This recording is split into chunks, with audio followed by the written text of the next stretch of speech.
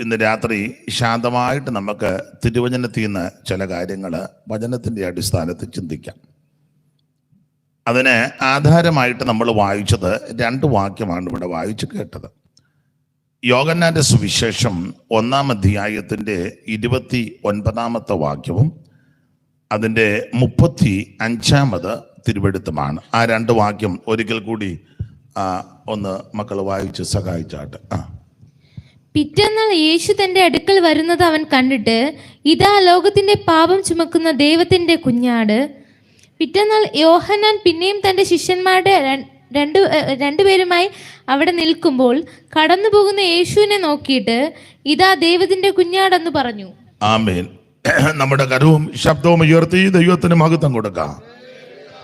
പരമസമ്പന്നനിധരണിയിലേറ്റം ദരിദ്രനായി തീർന്നു സ്വമനസ.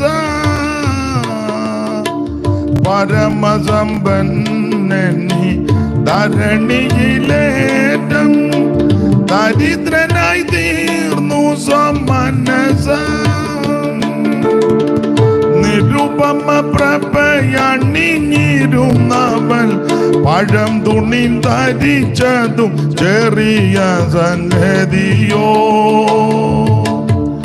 നിരുപമ പ്രഭയണിഞ്ഞിരുന്നവൻ പഴം തുണി ധരിച്ചതും ചെറിയ സംഗതിയോ. ദൈവകരുണയിൻ ധനമാകാൽമ്യം നാവാൽ വർണ്യമോ. ദൈവകരുണയിൻ ധനമാകാൽമ്യം.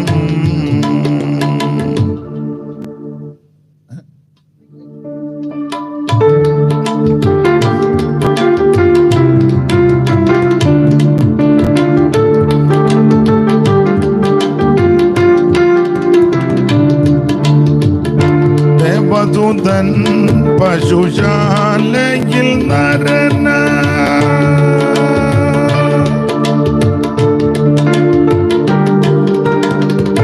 ദേവദൂതൻ പശുശാലയിൽ നരന.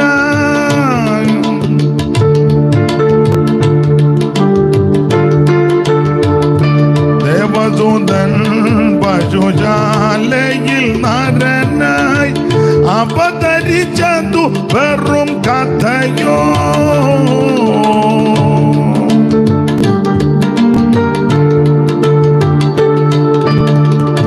ദേവദൂതൻ പശുശാലയിൽ നരനായി അവതരിച്ചതു വെറും കഥയോ. ഭുവനമൊന്നാകെ ചമച്ചവനൊരു ചെറുഭവനമും ലഭിച്ചതില്ലെന്നോ. ഭുവനമൊന്നാകെ ചമച്ചവൻ ഒരു ചെറുഭവനമും ലഭിച്ചതില്ലെന്നോ. ദൈവകരുണയിൻ ധനമാകാൽമ്യം നാവാൽ വർണ്യമോ. ദൈവകരുണയിൻ ധനമാകാൽമ്യം.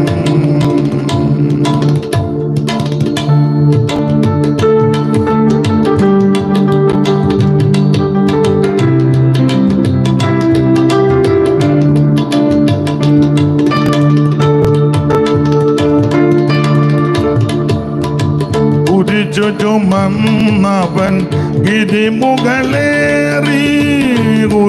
ചുമന്നവൻ ഗിരിമുകളേറി വിരിച്ചു കൈകാൽകളതിന്മേൽ. കുരിച്ചു ചുമന്നവൻ ഗിരിമുകളേറി വിരിച്ചു കൈകാൽകളതിന്മേൽ. ശരിക്കിരും പാണികൾ തറപ്പതിനായി അതു സ്മരിക്കുകിൽ വിസ്മയനീയം. ശരിക്കിരും പാണികൾ തറപ്പതിനായി അതു സ്മരിക്കുകിൽ വിസ്മയനീയം. ദൈവകരുണയിൻ ധനമാകാൽമ്യം നാവാൽ വർണ്യമോ. ദൈവ ദൈവകരുണയിൻ ധനമാഹാത്മ്യം നാവാൽ വർണ്യമോ ദൈവകരുണയിൻ ധനമാഹാത്മ്യം. ഒരിക്കൽ കൂടി കരമുയർത്തി ദൈവത്തെ മഹത്വപ്പെടുത്താം.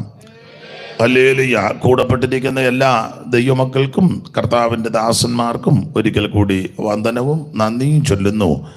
ദൈവം എല്ലാവരെയും അനുഗ്രഹിക്കട്ടെ. ഇന്ന് രാത്രിയിലെ ദൈവവചന ചിന്തയ്ക്ക് അടിസ്ഥാനമായിട്ട് വായിച്ചത് യോഹന്നാന്റെ സുവിശേഷം അതിൻ്റെ 1-ാം അധ്യായത്തിൻ്റെ 29 അതിൻ്റെ 35 തിരുവെടുത്തുകളാണ് വായിച്ചത്. ഒരിക്കൽ കൂടി വായിച്ച് സഹായിച്ചാട്ടെ. പിറ്റന്നാൾ യേശു തന്റെ അടുക്കൽ വരുന്നത് അവൻ കണ്ടിട്ട്, ഇതാ ലോകത്തിന്റെ പാപം ചുമക്കുന്ന ദൈവത്തിന്റെ കുഞ്ഞാട്. പിറ്റന്നാൾ യേശു പിന്നെയും തന്റെ ശിഷ്യന്മാരിൽ 2 പേരുമായി അവിടെ നിൽക്കുമ്പോൾ കടന്നു പോകുന്ന യേശുവിനെ നോക്കിയിട്ട്, ഇതാ ദൈവത്തിന്റെ കുഞ്ഞാടെന്ന് പറഞ്ഞു. വളരെ പരിചിതമായ തിരുവെടുത്താണ് ഇന്ന് രാത്രിയിലെ ചിന്തയ്ക്ക് അടിസ്ഥാനമായിട്ട് വായിച്ചത്. കടന്നു പോകുന്ന യേശു ക്രിസ്തുവിനെ നോക്കിയിട്ട് പറയുകയാണ്, ഇതാ ലോകത്തിൻ്റെ പാപത്തെ ചുമക്കുന്ന ദൈവത്തിൻ്റെ കുഞ്ഞാട്. ഇത് എന്ന പ്രയോഗത്തോടു കൂടി യേശുവിനെ 2-3 ഇടങ്ങളിൽ യോഹന്നാന്റെ സുവിശേഷത്തിൽ തന്നെ രേഖപ്പെടുത്തിയിട്ടുണ്ട്. 29-ാം വാക്യം ഒന്നുകൂടെ വായിച്ചാട്ടെ മോളെ. പിറ്റന്നാൾ യേശു തന്റെ അടുക്കൽ വരുന്നത് അവൻ കണ്ടിട്ട്, ഇതാ ലോകത്തിന്റെ പാപം ചുമക്കുന്ന ദൈവത്തിന്റെ കുഞ്ഞാട്. ഇതാ ലോകത്തിന്റെ പാപത്തെ ചുമക്കുന്ന ദൈവത്തിന്റെ കുഞ്ഞാട്. ദൈവത്തിന് സ്തോത്രം. 19-ാം അധ്യായത്തിലും കർത്താവിനെ ഇതാ എന്ന പ്രയോഗത്തോടു കൂടി പറഞ്ഞിട്ടുണ്ട്. അതിന്റെ 5-ാം വാക്യം ഒന്ന് വായിക്കാം. അങ്ങനെ യേശു മുൾക്കിരീടവും ധൂമ്രവസ്ത്രവും ധരിച്ച് പുറത്തു വന്നു.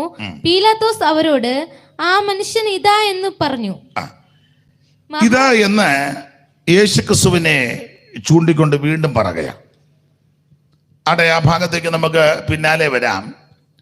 ഈ രാത്രി ശുശ്രൂഷയ്ക്ക് എന്നെ ക്ഷണിച്ച കർത്തൃദാസനും കുടുംബത്തിനും ചുമതലപ്പെട്ടവർക്കും ഒരിക്കൽ കൂടി നന്ദി ചൊല്ലുന്നു.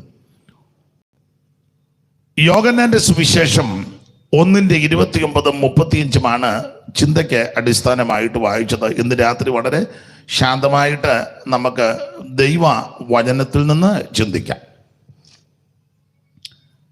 എന്തിനാ ഇങ്ങനെയുള്ള പ്രസംഗങ്ങൾ അല്ലെങ്കിൽ നിങ്ങളുടെ സുവിശേഷ യോഗം നടത്തുന്നത് എന്ന് ചോദിച്ചാൽ അതിന് പല കാരണമുണ്ട്. ഒന്ന്, എല്ലാവരും യേശു ക്രിസ്തുവിനെ അറിയണം. 2, അറിയുക മാത്രമല്ല എല്ലാവരും നിത്യജീവൻ പ്രാപിക്കണം. 3, ഈ പ്രസംഗിക്കുന്നത് എന്താണെന്ന് എല്ലാവരും മനസ്സിലാക്കണം. അത് മനസ്സിലാക്കി നമുക്ക് താല്പര്യമുണ്ടെങ്കിൽ ഇഷ്ടമുണ്ടെങ്കിൽ അതിനനുസരിച്ച് ജീവിക്കണം. ഇന്ന് പലയിടങ്ങളിലും പ്രസംഗങ്ങൾ നടക്കുന്നു, പക്ഷേ പലർക്കും മനസ്സിലാകുന്നില്ല. 1, മനസ്സിലാകുന്ന രീതി പറയുന്നില്ല. 2, ഈ പറയുന്നവർക്ക് തന്നെ ഇതെന്തുവാന്ന് അവർക്കും വലിയ തിട്ടമില്ല. 3, ഇത് കഴിഞ്ഞേച്ച് പോകുന്ന ആൾക്കാരോട് ചോദിക്കുക, എന്തുവാ അവിടെ പറഞ്ഞ്? ഇപ്പൊ ചെല്ല് എല്ലാം പറഞ്ഞെന്ന് പറഞ്ഞു. അതല്ല, 5 മിനിറ്റോ 10 മിനിറ്റോ സംസാരിച്ചുള്ളെങ്കിലും അത് എന്തുവാണെന്ന് മനസ്സിലാക്കണം. ഇന്ന് പലർക്കും പല കാര്യവും മനസ്സിലാകുന്നില്ല. നമുക്ക് വളരെ ശാന്തമായിട്ട് ഇന്ന് രാത്രി ചില കാര്യങ്ങൾ ചിന്തിക്കാം. എനിക്ക് ശാരീരികമായിട്ടും അല്പം ബുദ്ധിമുട്ടുള്ളത് കൊണ്ട് ഇന്ന് വളരെ ശബ്ദമെടുക്കാനോ സാധാരണ നിൽക്കുന്നത് പോലല്ല, വളരെ ശാന്തമായിട്ട് നമുക്ക് ദൈവവചനത്തിൽ നിന്ന് അല്പസമയങ്ങൾ ചിന്തിക്കാം. ദൈവദാസൻ എന്നോട് പറഞ്ഞത് ആവശ്യം പോലെ സമയമെടുക്കാന്ന ദൈവത്തിന് മഹത്വം. ഈ ഇരിപ്പായിരിക്കുന്നെങ്കിൽ ആവശ്യം പോലെ എടുക്കേണ്ടി വരികയില്ല.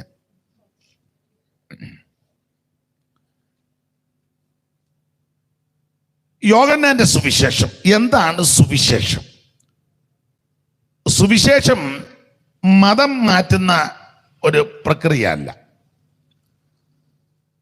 സുവിശേഷം ബഹളവും ഒച്ചപ്പാടും അലമുറ ഇടുന്നതും അല്ല. സുവിശേഷം ആൾക്കാരെ എല്ലാം കൂടെ ഒന്നിച്ചു കൂട്ടി പിള്ളേരുടെ ഭാഷ പറഞ്ഞ ഓളം ഉണ്ടാക്കുന്നതല്ല. സുവിശേഷം കോളാമ്പി മൈക്കും എല്ലാം എല്ലായിടത്തും സെറ്റ് ചെയ്ത് നാട്ടുകാർക്ക് അസ്വസ്ഥത ഉളവാക്കുന്നതല്ല.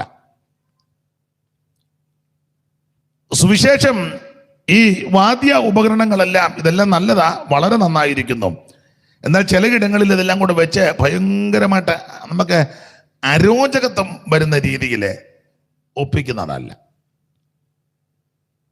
സുവിശേഷം പ്രത്യേക ശാസ്ത്രങ്ങളെ പറ്റി വിവരിക്കുന്നതല്ല. തത്വജ്ഞാനം വിളമ്പുന്നതും അല്ല സുവിശേഷം. മതമാറ്റമല്ല സുവിശേഷം. സുവിശേഷം എന്താന്ന് ചോദിച്ചാൽ പലർക്കും അറിയാം. അറിയാത്തവരുടെ അറിവിന് സുവിശേഷം ഒരു വ്യക്തിയാണ്. അത് മറ്റാരുമല്ല, കർത്താവായ യേശുക്രിസ്തു. മനുഷ്യവർഗത്തിന്റെ പാപത്തിന് പരിഹാരം വരുത്തുവാൻ സ്വർഗമഹിമകൾ വെടിഞ്ഞ് ഈ ലോകത്തിലേക്ക് മനുഷ്യാവതാരം എടുത്തു വന്ന നസറായനായ യേശുക്രിസ്തു. അതാണ് സുവിശേഷം. ധന്യനായ പൗലോസ് പറഞ്ഞ വാക്യം, ദൈവമക്കൾക്ക് തിട്ടമുണ്ട്, ദാവീദിന്റെ സന്തതിയായി ജനിച്ച് മരിച്ച് അടക്കപ്പെട്ട് ഉയർത്തെഴുന്നേറ്റ യേശുക്രിസ്തുവിനെ ഓർത്തുകൊള്ളുക, അതാകുന്ന സുവിശേഷം. അപ്പോൾ സുവിശേഷം യേശുക്രിസ്തു.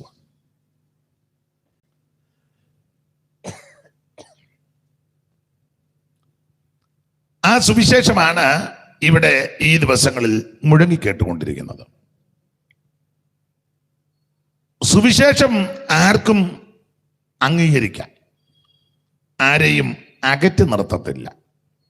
എന്ന് പറഞ്ഞാൽ ഇന്ന ഇന്ന ആൾക്കാർക്ക് അടുത്ത് വരാം, ഇന്ന ഇന്ന ആൾക്കാർ അടുത്ത് വരരുത്, ഇന്ന ഇന്ന ആൾക്കാർക്ക് ഇത്ര അടി വന്ന് നിൽക്കാം, മറ്റവരെല്ലാം ഇത്ര അടി ദൂരെ നിൽക്കണം. അതൊക്കെ പണ്ടുണ്ടായിരുന്നു. എന്നാൽ സുവിശേഷത്തിന് അങ്ങനില്ല. സുവിശേഷത്തോട് ആർക്കും അടുത്ത് വരാം. കൊച്ചു കുഞ്ഞുങ്ങൾക്ക് ഈ സുവിശേഷത്തോട് അടുത്ത് വരാം. അതാണല്ലോ കർത്താവ് തൻ്റെ ശുശ്രൂഷയിലെ ശിശുക്കളുമായിട്ട് മാതാപിതാക്കൾ വന്നു. ശിഷ്യന്മാർക്ക് ഇഷ്ടപ്പെട്ടില്ല, അവരെ വിലക്കി. അപ്പോൾ യേശു പറഞ്ഞു, അവരെ തടയരുത്, ശിശുക്കളെ തടയരുത്, അവരെ എൻ്റെ അടുക്കൽ വിടണം. അപ്പം ശിശുക്കൾക്കും ഈ സുവിശേഷത്തിൻ്റെ അടുത്ത് വരാം. ഒരിക്കലെ ഒരു യൗവനക്കാരി സ്ത്രീയുമായിട്ട് യേശു സംഭാഷിച്ചു. ശമരിയാക്കാരി, വലിയ പ്രായമൊന്നുമില്ല, എന്നാൽ തീരെ പ്രായം കുറവുമല്ല. ആ സ്ത്രീയുമായിട്ട് അവർ രണ്ടുപേരും ഒറ്റയ്ക്കാണ് സംസാരിച്ചത്. സ്ത്രീയാണെന്നോർത്ത് അടുത്തോട്ട് ചെല്ലരുതെന്നും പറഞ്ഞില്ല, ഞാൻ അങ്ങോട്ട് അടുത്തോട്ട് വരുന്നെന്നും വരികയില്ലെന്നും പറഞ്ഞില്ല. രണ്ടുപേരും അടുത്തടുത്ത് നിന്ന് സംസാരിച്ച് കിണറ്റിൻകരയിൽ ഏറെ സമയം സംസാരിച്ചു. അപ്പോൾ സുവിശേഷത്തിൻ്റെ അടുക്കൽ സ്ത്രീകൾക്കും വരാം. ഒരിക്കൽ ഒരു യൗവനക്കാരനും വരാം. അതിൽ ഒരിക്കൽ ഒരു യൗവനക്കാരൻ യേശുവിൻ്റെ അടുക്ക വന്നെന്ന, അപ്പോൾ യൗവനക്കാരനും വരാം. കുഷ്ഠരോഗിക്കും വരാം. അപ്പോൾ ഒരു കുഷ്ഠരോഗി അവൻ്റെ അടുക്ക വന്നെന്ന, കുഷ്ഠരോഗിക്കും വരാം. ഏത് വ്യാധി പിടിച്ചവനും സുവിശേഷത്തിൻ്റെ അടുക്കിലേക്ക് വരാം. ഏത് രോഗമുള്ളവർക്കും സുവിശേഷത്തെ സ്നേഹിച്ചു വരാം. പണ്ഡിതനും പാമരനും സുവിശേഷത്തിന്റെ അടുക്ക വരാം. കുചേലനും കുബേരനും എല്ലാം ഈ സുവിശേഷത്തെ സ്നേഹിച്ച് അടുത്ത് വരാം. വെളുത്തവനും കറുത്തവനും ഏത് വിഭാഗത്തിൽപ്പെട്ടവനും സുവിശേഷത്തിന്റെ അടുക്ക വരാം. സുവിശേഷം ഒരു വിഭാഗത്തിന് വേണ്ടിയുള്ളതല്ല, സുവിശേഷം മുഴു ലോകത്തിനും വേണ്ടിയുള്ളതാണ്. ഞാൻ മിക്കപ്പോഴും പറയും, സൂര്യൻ അത് ഒരു വിഭാഗക്കാർക്ക് വേണ്ടി മാത്രമുള്ളതല്ല, എല്ലാവർക്കും കൂടെ ആ സൂര്യൻ ഉദിക്കുന്നത്. ഈ ഭൂമിയിൽ മനുഷ്യനായിട്ട് ജീവിക്കുന്ന എല്ലാവർക്കും വേണ്ടിയാ. അത് ഒരു സൂര്യനേ ഉള്ളൂ. കത്തോലിക്കർക്കൊരു സൂര്യൻ, യാക്കോബക്കാർക്കൊരു സൂര്യൻ, ബെന്തിക്കോസുകാർക്കെല്ലാം കൂടെ ഒരു സൂര്യൻ, ഹൈന്ദവ സ്നേഹിതന്മാർക്കൊരു സൂര്യൻ, മുസ്ലിംസിനെല്ലാം കൂടെ ഒരു, അങ്ങനെ തന്നെ കുഴഞ്ഞേനം എല്ലാവർക്കും കൂടെ ഒരു സൂര്യനാണ്. സുവിശേഷവും അതുപോലെ എല്ലാവർക്കും വേണ്ടിയുള്ളത്. നമ്മൾ കുടിക്കുന്ന വെള്ളം അത് ഒരു വിഭാഗത്തിന് വേണ്ടിയുള്ളതല്ല, മനുഷ്യരാശിക്കെല്ലാം ജലം അത്യന്താപേക്ഷിതമാണ്. ഇതുപോലെ ആ സുവിശേഷം എല്ലാവർക്കും ആവശ്യമാണ്. നമ്മൾ ശ്വാസോച്ഛ്വാസം നടത്തുന്നു, അത് എല്ലാവർക്കും അത്യാവശ്യമാണ്. ഇതുപോലെ എല്ലാവർക്കും വേണ്ടതാണ് സുവിശേഷം. അത് അംഗീകരിക്കുന്ന ഉൾക്കൊള്ളുന്നവരെ ഓർത്ത് ദൈവത്തെ സ്തുതിക്കുന്നു. ഈ സുവിശേഷത്തെ നശിപ്പിക്കുവാനായിട്ട് അനേകര് രംഗപ്രവേശനമൊക്കെ ചെയ്തു. എന്നാൽ സന്തോഷത്തോടും പ്രത്യാശയോടും പറയാം, സുവിശേഷത്തിന് നാശമൊന്നും വന്നിട്ടില്ല, വരുത്തുമില്ല. നശിപ്പിക്കാൻ നോക്കിയവർക്കാണ് ക്ഷീണം സംഭവിച്ചത്. സുവിശേഷത്തിന് ഒരു കോട്ടവും വന്നിട്ടില്ല, വരുത്തുമില്ല. സുവിശേഷം വന്നതുകൊണ്ടാണ് മനുഷ്യവർഗത്തിന്റെ സ്ഥിതിക്ക് മാറ്റം വന്നത്. സുവിശേഷം മനുഷ്യനെ മനുഷ്യനായി കാണാൻ പഠിപ്പിക്കും. ഇത് കൊല്ലാനും അറക്കാനും മുടിക്കാനും നശിപ്പിക്കാനുമുള്ള മാർഗമല്ല. ജീവൻ തരാനും സമാധാനം തരാനും സന്തോഷം തരാനും ആശ്വാസം തരാനും അനുഗ്രഹങ്ങൾ നൽകാനുമുള്ള മാർഗമാണ്. സുവിശേഷം ഇന്ന് വരെ ആരുടെയും പെടലി എടുത്തുകൊണ്ട് വരാൻ പറഞ്ഞിട്ടില്ല. കാത് കണ്ടിച്ച് താഴെ ഇട്ടപ്പോഴും ആ കാതെടുത്ത് ഫിറ്റ് ചെയ്തവനെ സുഖപ്പെടുത്തിയതാ സുവിശേഷം. സുവിശേഷം ആരെയും കൊന്നിട്ടില്ല, മരിച്ചവരെ ഉയർപ്പിക്കുക ചെയ്തത് സുവിശേഷം. സുവിശേഷം സ്പർദ്ധയുണ്ടാക്കുന്നതല്ല, സുവിശേഷം സ്പർദ്ധ നിർമാർജനം ചെയ്യുന്നതാണ്. സുവിശേഷത്തിന് ഒത്തിരി വിശേഷതയുണ്ട്.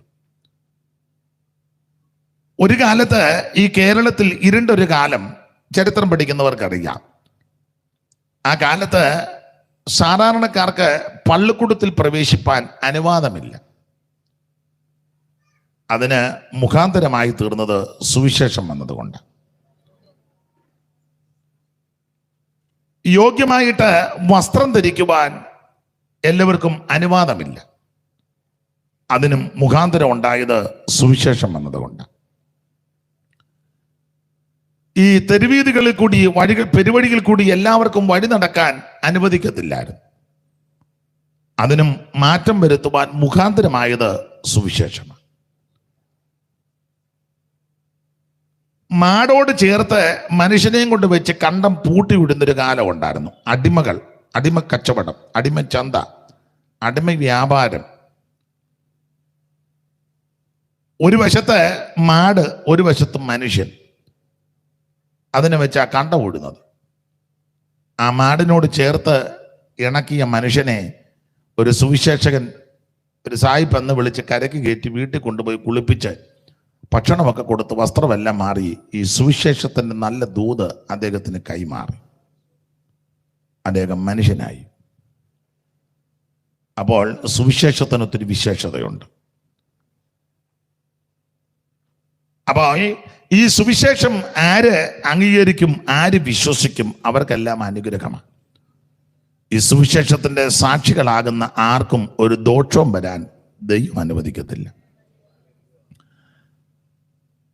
നരഭോജികളെ നരസ്നേഹികളാക്കുന്ന ശ്രേഷ്ഠമേറിയ മാർഗമാണ് സുവിശേഷം. അജ്ഞത പിടിച്ചവന്റെ അജ്ഞത മാറ്റി അവനെ ജ്ഞാനിയാക്കുവാൻ, വിവരമുള്ളവരാക്കുവാൻ ഉതകുന്നതാണ് സുവിശേഷം. നമ്മളെ യോഗ്യരാക്കി തീർത്തത് ഈ സുവിശേഷമാണ്. സുവിശേഷം ഏത് വീട്ടിൽ വന്നിട്ടുണ്ടോ ആ വീടിന്റെ സ്ഥിതിക്ക് മാറ്റം വന്നിട്ടുണ്ട്. സുവിശേഷം ഏത് വ്യക്തി അംഗീകരിച്ചോ ആ വ്യക്തിക്കും മാറ്റങ്ങൾ വന്നിട്ടുണ്ട്. സുവിശേഷം ഏത് ദേശത്ത് ഉയർത്തപ്പെട്ടോ ആ ദേശത്തിന്റെ മുഖച്ഛായയ്ക്ക് മാറ്റം വന്നിട്ടുണ്ട്. സുവിശേഷം ഏത് രാജ്യത്തൊക്കെ എത്തി ആ രാജ്യത്തിന്റെ മട്ടും പ്രകൃതിയും മാറി. ഇത് മാറ്റുവാൻ കഴിവുള്ളത് ഒന്നേ ഉള്ളൂ, സുവിശേഷം. അതിന്റെ കാരണം ഇത് ചത്ത് മണ്ണോട് മണ്ണ് അടിഞ്ഞ മാർഗമല്ല, ഇത് മരിച്ച് ഉയർത്തെഴുന്നേറ്റ മാർഗമാണ്.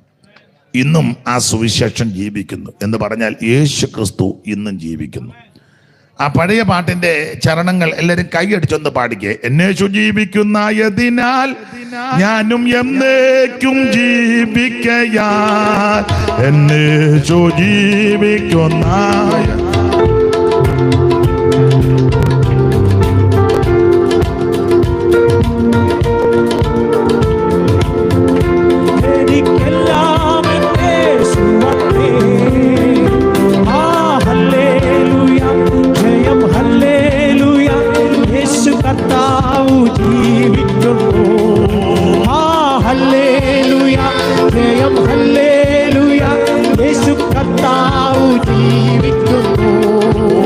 യേശു ക്രിസ്തു ഉയർത്തു ജീവിക്കുന്നു, പരലോകത്തിൽ ജീവിക്കുന്നു.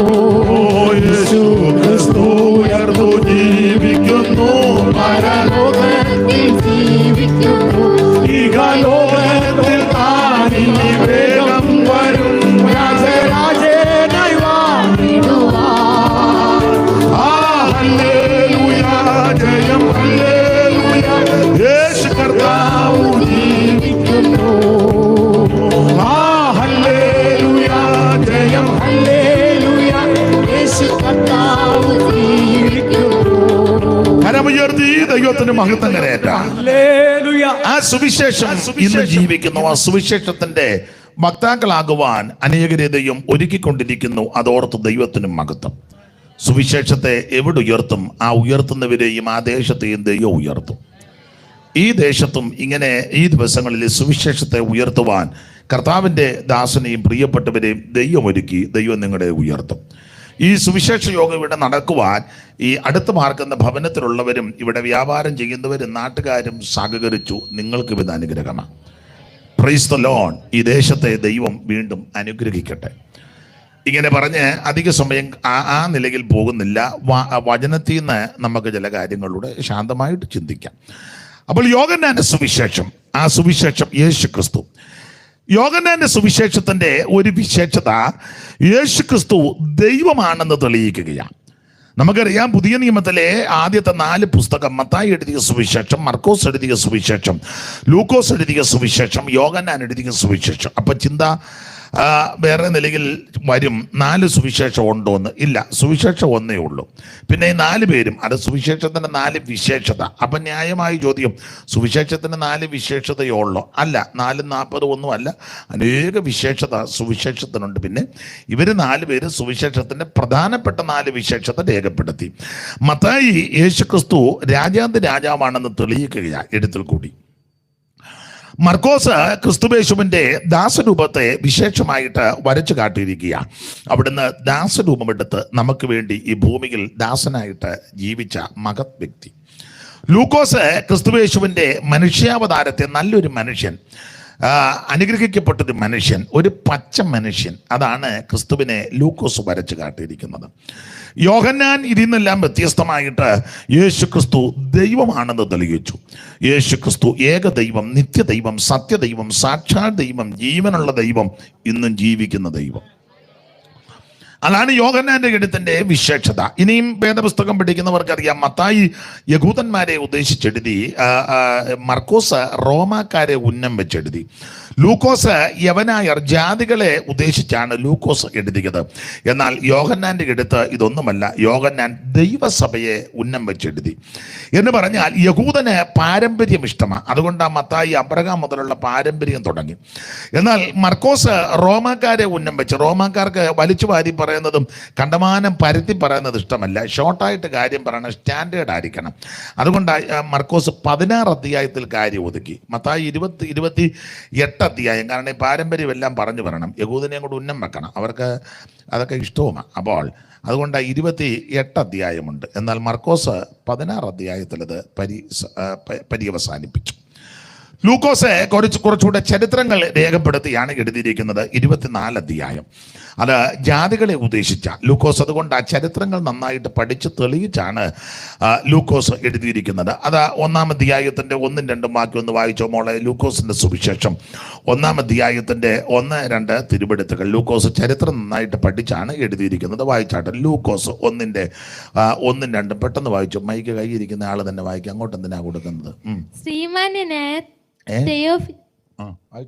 തെയോഫിലോസേ, ആദ്യം മുതൽ കണ്ട സാക്ഷികളും വചനത്തിന്റെ ശുശ്രൂഷകരമായവർ നമ്മെ ഫരമേൽപ്പിച്ചതുപോലെ നമ്മുടെ ഇടയിൽ പൂർണ്ണമായി പ്രമാണിച്ചു വരുന്ന ശ്രീമാനായ തെയോഫിലോസേ, ആദ്യം മുതൽ കണ്ട സാക്ഷികളും വചനത്തിന്റെ ശുശ്രൂഷകന്മാരുമായവർ നമ്മെ ഫരമേൽപ്പിച്ചതുപോലെ കാര്യങ്ങളെ വിവരിക്കുന്ന ഒരു ചരിത്രം ചമപ്പാൻ, കാര്യങ്ങളെ വിവരിക്കുന്ന ഒരു ചരിത്രം ചമപ്പാൻ പലരും തുനിഞ്ഞിരിക്കൊണ്ട് നിനക്ക് ഉപദേശം ലഭിച്ചിരിക്കുന്ന വാർത്തയുടെ നിശ്ചയം നീ അറിയേണ്ടതിന് അത് ക്രമമായി എഴുതുന്നത് നന്നെന്ന് ആദ്യം മുതൽ സകലവും സൂക്ഷ്മമായി. അതെ, ഈ ഭാഗങ്ങൾ താഴോട്ട് പഠിക്കുമ്പോൾ ലൂക്കോസ് ചരിത്രങ്ങൾ പഠിച്ചാണ് ഇത് എഴുതിയിരിക്കുന്നത്. അല്ല, ഒരു ചരിത്രം ചമപ്പാൻ, അപ്പോൾ ചരിത്രമാണ് നന്നായിട്ട് മനസ്സിലാക്കി എഴുതിയിരിക്കുന്നത്. അത് ക്രമമായിട്ടാണ് ലൂക്കോസ് എഴുതിയിരിക്കുന്നത്. എന്ന് പറഞ്ഞാൽ എത്തും പിടിയും കിട്ടാത്ത രീതിയിലല്ല, ക്രമമായിട്ട്. 3, അത് ആദ്യം മുതൽ നല്ലതുപോലെ പഠിച്ചേച്ചാണ് എഴുതിയേക്കുന്നത്. അപ്പോൾ ആദ്യം മുതൽ പഠിച്ചു, അത് ക്രമമായിട്ട് എഴുതി, ചരിത്രങ്ങൾ നന്നായി പഠിച്ചാണ് ലൂക്കോസ് എഴുതിയിരിക്കുന്നത്. എന്ന് പറഞ്ഞാൽ ചരിത്രം അറിയാവുന്ന ആരും ഈ വിഷയത്തിൽ കയറി തർക്കം ഉണ്ടാക്കാൻ വരികയില്ല. ഒന്നുകൂടെ പറഞ്ഞാൽ വിവരമുള്ള ആരും കയറി ഉടക്കാൻ വരികയില്ലെന്നാ പറഞ്ഞ എൻ്റെ സാരം. അപ്പോൾ ലൂക്കോസ് യവനായരെ, ജാതികളെ ഉദ്ദേശിച്ചാണ് എഴുതിയിരിക്കുന്നത്. ഇവിടെ വേദപുസ്തകം വായിക്കാൻ ഒരു ചെറിയ അപാകത പോലെ ഉണ്ടോയെന്ന് എനിക്കൊരു സംശയം. 1-2 വാക്യം കൂടെ ഞാൻ തരാം. അപ്പം അതുകൂടെ ഒന്ന് പരീക്ഷിക്കാം. അതിന് ശേഷം നമുക്ക് വേണമെങ്കിൽ വായിക്കാം, ഇല്ല ഞാനങ്ങ് പറയാം. ദൈവത്തിന് മഹത്വം. അപ്പം എന്തായാലും ഞാൻ വന്നല്ലോ, അപ്പോൾ ശ്രദ്ധിക്കുക. എന്നാലും നിങ്ങളിത് രണ്ടുപേരും ധൈര്യപ്പെട്ട് കയറി വന്നതിനെ അഭിനന്ദിക്കുന്നു. ദൈവം നിങ്ങളെ സഹായിക്കട്ടെ. അപ്പോൾ ശ്രദ്ധിക്കുക, സുവിശേഷം. അപ്പോൾ ഈ യോഹന്നാന്റെ സുവിശേഷത്തിന്റെ വിശേഷത യേശുക്രിസ്തു ദൈവമാണെന്ന് തെളിയിക്കുക. യേശുക്രിസ്തു ഏകദൈവം, സത്യദൈവം, നിത്യദൈവം, സാക്ഷാൽ ദൈവം, ജീവനുള്ള ദൈവം, എന്നും ജീവിക്കുന്ന ദൈവം. യേശുക്രിസ്തുവിന്റെ ദൈവത്വമാണ് യോഹന്നാൻ തെളിയിക്കുന്നത്. ഓരോ അധ്യായത്തിലും അവിടുന്ന് അത്ഭുതങ്ങളുടെ ദൈവമായി പരിലസിക്കുന്നു. വേദപുസ്തകം പഠിക്കുന്ന നിങ്ങൾക്ക് ആ കാര്യങ്ങളൊക്കെ നന്നായിട്ടറിയാം. 1-ാം അധ്യായത്തിൽ ലോകത്തിന്റെ പാപത്തെ ചുമക്കുന്ന ദൈവകുഞ്ഞാടായ ക്രിസ്തു. 2-ാം അധ്യായത്തിൽ കാനാവിലെ കല്യാണ വീട്ടിൽ പച്ചവെള്ളത്തെ വീഞ്ഞാക്കിയ അത്ഭുതങ്ങളുടെ ദൈവം. 3-ാം അധ്യായത്തിൽ അവിടുന്ന് നിത്യജീവനെ കൊടുക്കുന്ന സർവജ്ഞനായ ദൈവം. 4-ാം അധ്യായത്തിൽ ആത്മാവാകുന്ന ദൈവം. 5-ാം അധ്യായത്തിൽ സകല ദീനങ്ങളും വ്യാധികളും പൊറുപ്പിക്കുവാൻ കഴിവുള്ള അത്ഭുതങ്ങളുടെ ദൈവം. 6-ാം അധ്യായത്തിൽ സ്വർഗത്തിൽ നിന്ന് ഇറങ്ങി വന്ന ജീവന്റെ അപ്പമായ ദൈവം. 7-ാം അധ്യായത്തിൽ ആത്മനിറവിനെ കൊടുക്കുന്ന സർവജ്ഞനായ ദൈവം.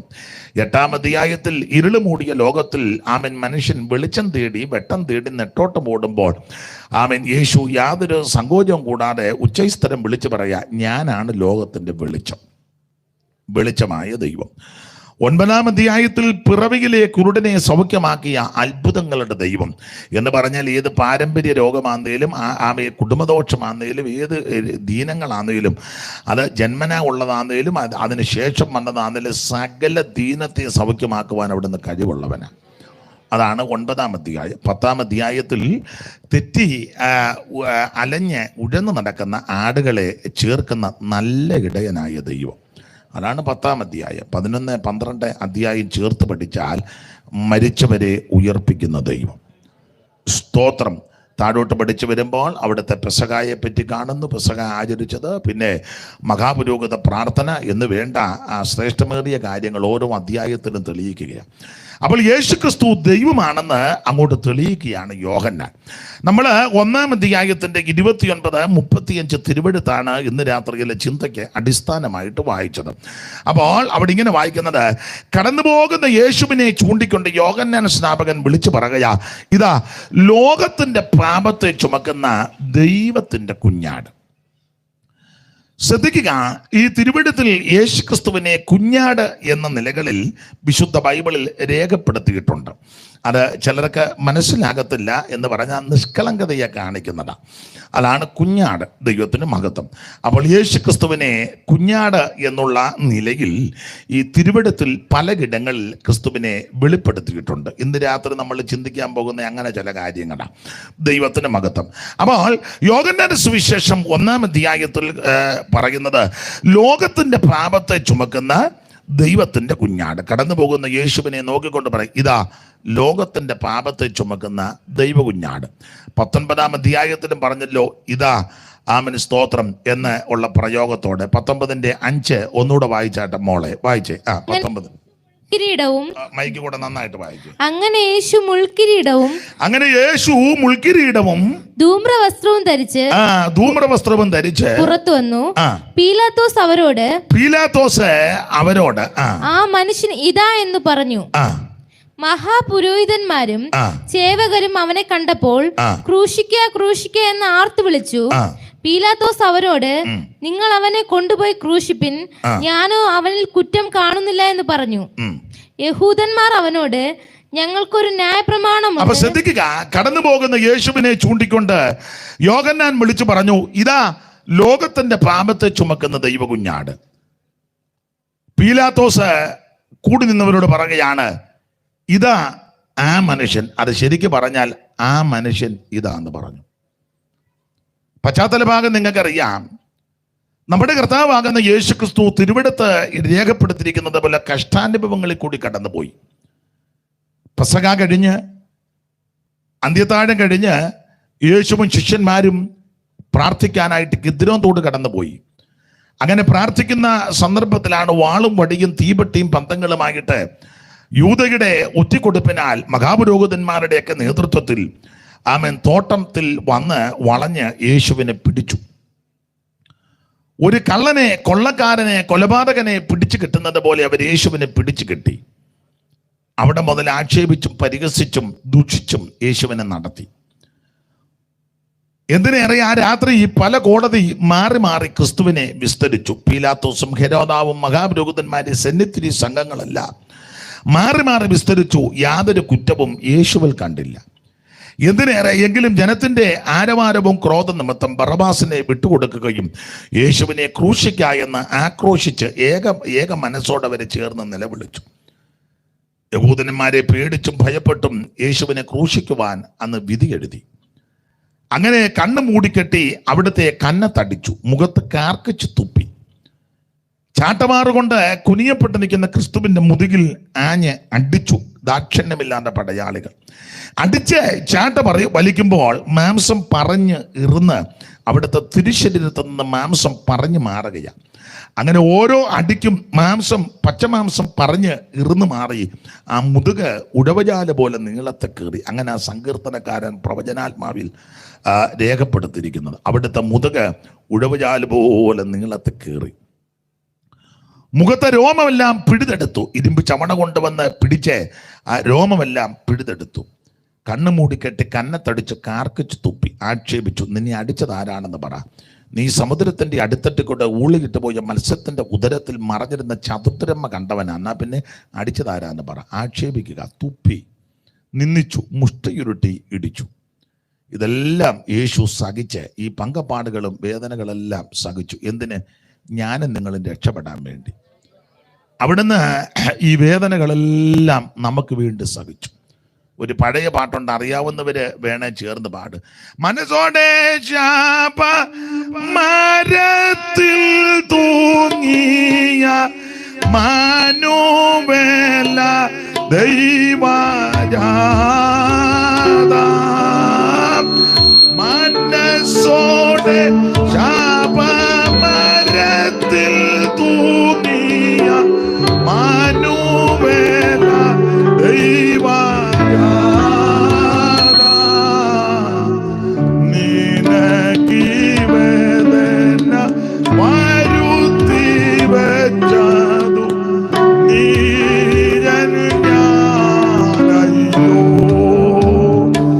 നിനക്ക് വേദന നീരഞ്ഞാനയ്യോ. അപ്പോൾ മനുഷ്യവർഗത്തിന്റെ പാപം പരിഹരിക്കുവാൻ, ശാപദോഷങ്ങൾ മാറ്റുവാൻ അവിടുന്ന് നമുക്ക് വേണ്ടി പങ്കപ്പാടുകളും പീഡകളും സഹിച്ചു. രാത്രി മുഴുവൻ ആക്ഷേപിച്ച്, ഉപദ്രവിച്ച്, പീഡിപ്പിച്ച്, പരിഹസിച്ച്, ഇങ്ങനെ ആ പുസ്തകത്തിൽ വാക്യം, പരിഹസിച്ച് തീർന്ന ശേഷം എന്തിനേറെ ഈ ശോഭകേടും ഉപദ്രവങ്ങളും എല്ലാം സഹിച്ചു വഹിച്ച് പ്രവചനാത്മാവിൽ പ്രവാചകൻ പറഞ്ഞു, കണ്ടാൽ ആളല്ലെന്ന് തോന്നുമാറ് അവിടുന്ന് വിരൂപമാക്കപ്പെട്ടു. രാവിലെ യേശുവിനെ കൊണ്ടുവന്ന് ഇങ്ങനെ നിർത്തിയപ്പോൾ ജനത്തിന് ഒരു തർക്കം. അപ്പോൾ ജനത്തിൻ്റെ ഇടയിൽ തർക്കമുണ്ടായി. അപ്പൊ ചിലര് പറഞ്ഞു, ആ നിൽക്കുന്നത് ഇന്നലെ രാത്രി പിടിച്ച യേശു എന്ന് പറയുന്ന നസറായന. അപ്പൊ ചെല്ലു പറഞ്ഞ അല്ല, അത് ആ ആളല്ല. ആ നസറായൻ നല്ല സൗന്ദര്യമുള്ളവനാ. നമ്മൾ കഴിഞ്ഞ ആഴ്ചയൊക്കെ കണ്ടതല്ലേ. ആ പള്ളി വന്നപ്പോൾ വഴിയിലെല്ലാം വിലയേറിയ വസ്ത്രങ്ങളും കൊമ്പുമൊക്കെ വെട്ടി വിരിച്ച് ഇട്ടപ്പോൾ അതിൽ കൂടെ പോയത് നമ്മൾ കണ്ടതാണ്. അത് സൗന്ദര്യത്തിൻ്റെ തിടമ്പ, സൗന്ദര്യവാന. അതല്ല. അപ്പം ജനം പറഞ്ഞു അല്ല, ഇന്നലെ പിടിച്ച ആൾ തന്നെ. അപ്പം ചെല്ലു പറഞ്ഞ അല്ല, ഇത് വികൃതമായിട്ട് പ്രാകൃതമായിട്ടിരിക്കുന്നു. അങ്ങനെ ജനത്തിനിടയിൽ തർക്കം നടന്നു. യേശു ആണെന്നും അല്ലെന്നും രണ്ട് തർക്കം. ആ തർക്കം സ്ഥിരീകരിക്കാനാണ് പീലാത്തോസ് വന്ന് പറഞ്ഞ തർക്കിക്കണ്ട, ആ മനുഷ്യൻ ഇത് തന്നെയാണെന്ന് പറഞ്ഞു. ഈ വിരൂപമായി നിൽക്കുന്നത് ഞാനും നിങ്ങളും രൂപപ്പെട്ടു വരാൻ വേണ്ടി, എനിക്ക് നിങ്ങൾക്ക് നല്ല രൂപമുണ്ടാകുവാൻ, നമുക്ക് വേണ്ടി പങ്കപ്പാട് സഹിച്ചു, നമുക്ക് വേണ്ടി ഉപദ്രവങ്ങളേറ്റു, നമുക്ക് വേണ്ടി പീഡകൾ സഹിച്ച ആ നസ്രായനെ ഇന്ന് രാത്രി ഓർത്ത് ആ നസ്രായന്റെ പാദത്തിൽ ആര് സമർപ്പിക്കും, അവർക്ക് ഇന്ന് രാത്രി രക്ഷയാണ്. അപ്പോൾ ഇതാ എന്ന പ്രയോഗത്തോടു കൂടി യേശുവിനെ പലയിടങ്ങളിലാണ് രേഖപ്പെടുത്തിയിരിക്കുന്നത്. ആ ഭാഗം ഞാനങ്ങ് വിടുകയാ. കർത്താവിന് മഹത്വം.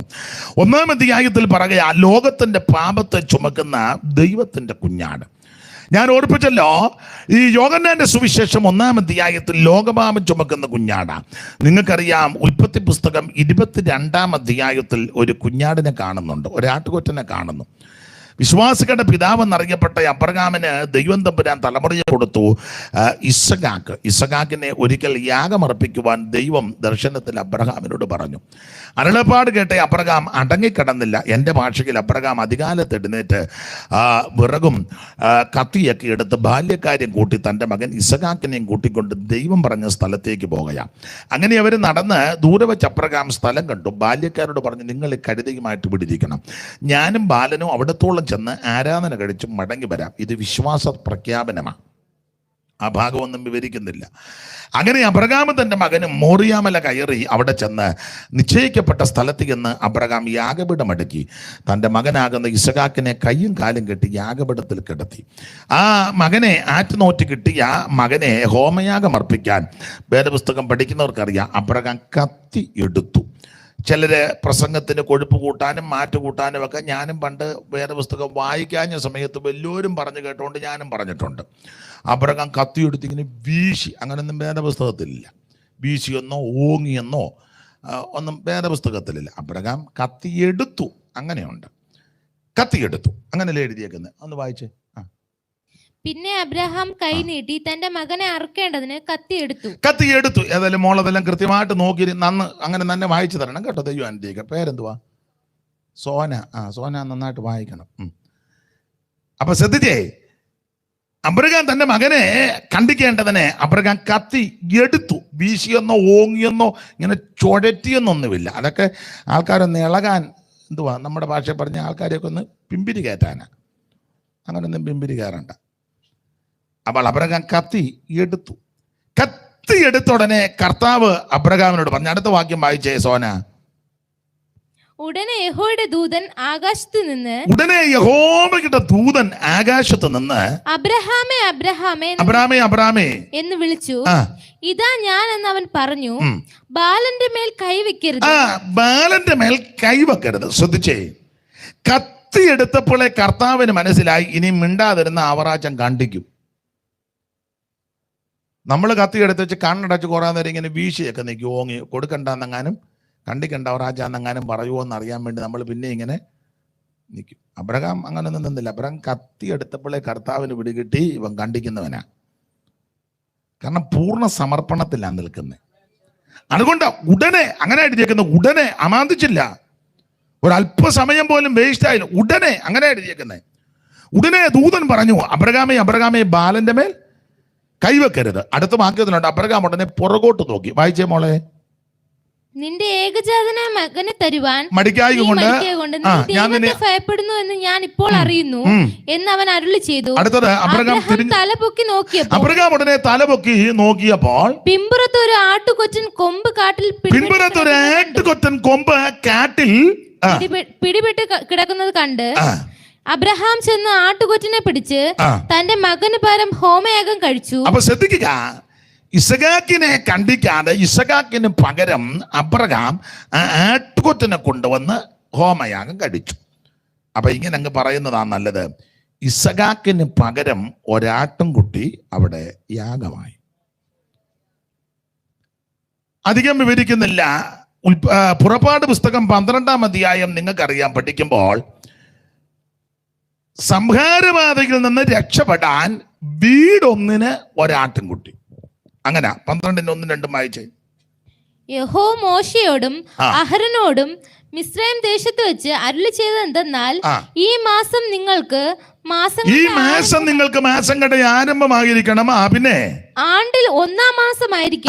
മാസത്തിന്റെ ആണ്ടിന്റെ 1-ാം മാസമായിരിക്കണം. പിന്നെ നിങ്ങൾ ഇസ്രായേലിന്റെ സർവ്വസംഘത്തോടും പറയേണ്ടത്, നിങ്ങൾ ഇസ്രായേൽ മക്കളോട് എല്ലാവരോടും പറയേണ്ടത് എന്തെന്നാൽ, ഈ മാസം 10-ാം തീയതി അതത് കുടുംബത്തിന് ഒരു ആട്ടിൻകുട്ടി വീതം ഓരോരുത്തരും ഓരോ ആട്ടിൻകുട്ടിയെ എടുക്കണം. ഒരു കുടുംബത്തിന് ഒരു ആട്ടിൻകുട്ടി. സ്തോത്രം. ഒരു കുടുംബത്തിന് ഒരാട്ടിൻകുട്ടി. അത് ഓരോ കുടുംബത്തിനും ഓരോ ആട്ടിൻകുട്ടി. അതത് കുടുംബത്തിന്. ആട്ടിൻകുട്ടിയുടെ യോഗ്യത അവിടെ എഴുതിയിട്ടുണ്ട്. 5-ാം വാക്യം വായിച്ചേ മോളെ. ആട്ടിൻകുട്ടി ഊനമില്ലാത്തതും 1 വയസ്സ് പ്രായമുള്ളതും ആണുമായിരിക്കണം. അത് കോലാടോ ചെമ്മരിയാടോ ആകാം. അപ്പൊ ശ്രദ്ധിക്കുക, ഊനമില്ലാത്ത ആട്ടിൻകുട്ടി. ആട്ടെ, അധികം വിവരിക്കുന്നില്ല. അത് ഒരു കുടുംബത്തിന് ഒരു ആട്ടിൻകുട്ടി. ഉൽപ്പത്തി പുസ്തകത്തിൽ ഇസഹാക്കിന് വേണ്ടി പകരം അറക്കപ്പെട്ട കുഞ്ഞാട്. പുറപ്പാട് 12-ൽ ഓരോ ഭവനത്തിനും ഒരാട്ടിൻകുട്ടി. ലേവ്യ പുസ്തകം 16-ാം അധ്യായം വേദപുസ്തകം പഠിക്കുന്നവർക്കറിയാം, അവിടെ 2 ആട്ടിൻകുട്ടിയെ വേർതിരിക്കുന്നു. അതിലൊന്ന് അസസ്സേലിന് ചീട്ട് വീഴുന്ന ആട്ടിൻകുട്ടി. മറ്റേ ആട്ടിൻകുട്ടിയെ കൊണ്ടുവന്ന് പുരോഹിതൻ തൻ്റെ 2 കൈകളും ഈ ആടിന്റെ തലയിലോട്ട് വെച്ച് ഇസ്രായേൽ മക്കൾ ചെയ്തു കൂട്ടിയ അക്രമങ്ങളും അനീതികളും പാപങ്ങളും എല്ലാം പറഞ്ഞ് ആട്ടിൻകുട്ടിയുടെ ശിരസിലോട്ട് വെച്ച് നിയമിക്കപ്പെട്ട പുരുഷന്റെ കൈവശം ആട്ടിൻകുട്ടിയെ പറഞ്ഞയക്കണം. അത് മരുഭൂമിയിലേക്ക് പോകുകയാണ്. അപ്പൊ ശ്രദ്ധിക്കുക, ആ ആട്ടിൻകുട്ടി ഇസ്രായേൽ ഗോത്രങ്ങളുടെ പാപം വഹിക്കുന്ന ആട്ടിൻകുട്ടി. ആട്ടെ, ഇങ്ങനെ അങ്ങ് ചിന്തിക്കാം. ഉൽപ്പത്തി 22-ൽ വ്യക്തിക്ക് വേണ്ടി യാഗമായ ഒരു കുഞ്ഞാട്. പുറപ്പാട് 12-ൽ കുടുംബങ്ങൾക്ക് വേണ്ടി അറക്കപ്പെട്ട കുഞ്ഞാട്. ലേവ്യ 16-ൽ ഇസ്രായേൽ ഗോത്രങ്ങൾ 12 ഗോത്രങ്ങൾക്ക് വേണ്ടി മാത്രം വേർതിരിക്കപ്പെട്ട ഒരു കുഞ്ഞാട്. എന്നാൽ ഇതിന്നെല്ലാം വ്യത്യസ്തമാണ് യോഹന്നാൻ 1-ലെ കുഞ്ഞാടിന്റെ വിശേഷത. വ്യക്തിക്കും കുടുംബത്തിനും ഗോത്രത്തിനും വേണ്ടി മാത്രമല്ല, മുഴു ലോകത്തിനും വേണ്ടി യാഗമാകുന്ന കുഞ്ഞാട്. ഇതാ ലോകത്തിന്റെ പാപത്തെ ചുമക്കുന്ന ദൈവത്തിന്റെ കുഞ്ഞാട്. ഞാൻ പ്രാരംഭത്തിൽ ഓർപ്പിച്ചു, ഒരു വിഭാഗത്തിനോ ഒരു സംഘടനയ്ക്കോ ഒരു കൂട്ടത്തിനോ വേണ്ടി മാത്രമല്ല യേശു ഈ താണലോകത്തിലേക്ക് വന്നത്. അവിടുന്ന് മുഴു ലോകത്തിനും വേണ്ടി യാഗമായ കുഞ്ഞാടാ. ഇന്ന് രാത്രി മനുഷ്യവർഗത്തിന്റെ പാപത്തിന് പരിഹാരം യേശു ക്രിസ്തുവിൽ കൂടി മാത്രം. മറ്റൊരുത്തനിലും രക്ഷയില്ല. നാം രക്ഷിക്കപ്പെടുവാൻ ആകാശത്തിന് കീഴിൽ മനുഷ്യരുടെ ഇടയിൽ നൽകപ്പെട്ട ഒരേ ഒരു നാമം, അത് നസറായനാകുന്ന യേശുവിൻ്റെ പരിശുദ്ധ നാമമാണ്. ഇന്ന് രാത്രി ആ കുഞ്ഞാടാകുന്ന യേശു ക്രിസ്തുവിൽ കൂടി പാപമോചനമുണ്ട്.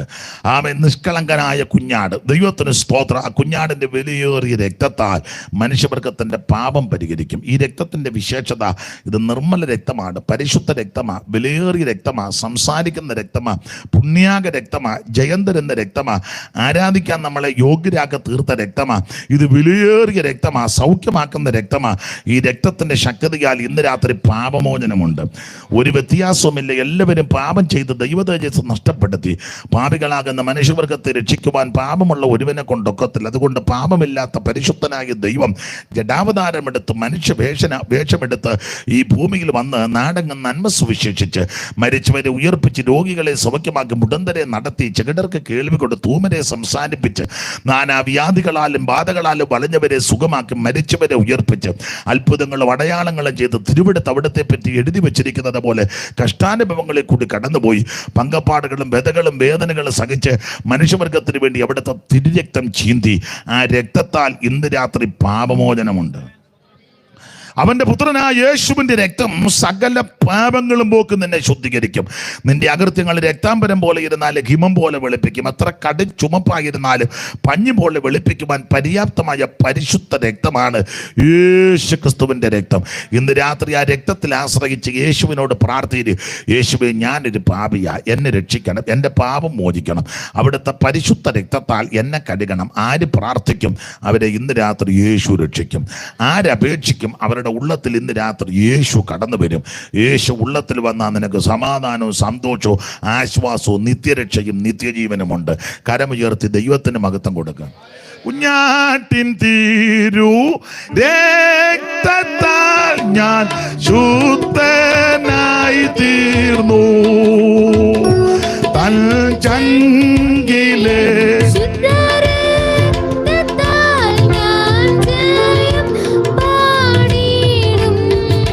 മഹത്വം രക്ഷകാസ്തുതി നീക്കെന്നും എന്നെ നീ വീണ്ടെടുത്തതിനാൽ സ്തുതിക്കും നിന്നെ ഞാൻ നാളെല്ലാം നന്ദിയോടടി വണങ്ങോ അമ്മേ സ്തുതിക്കും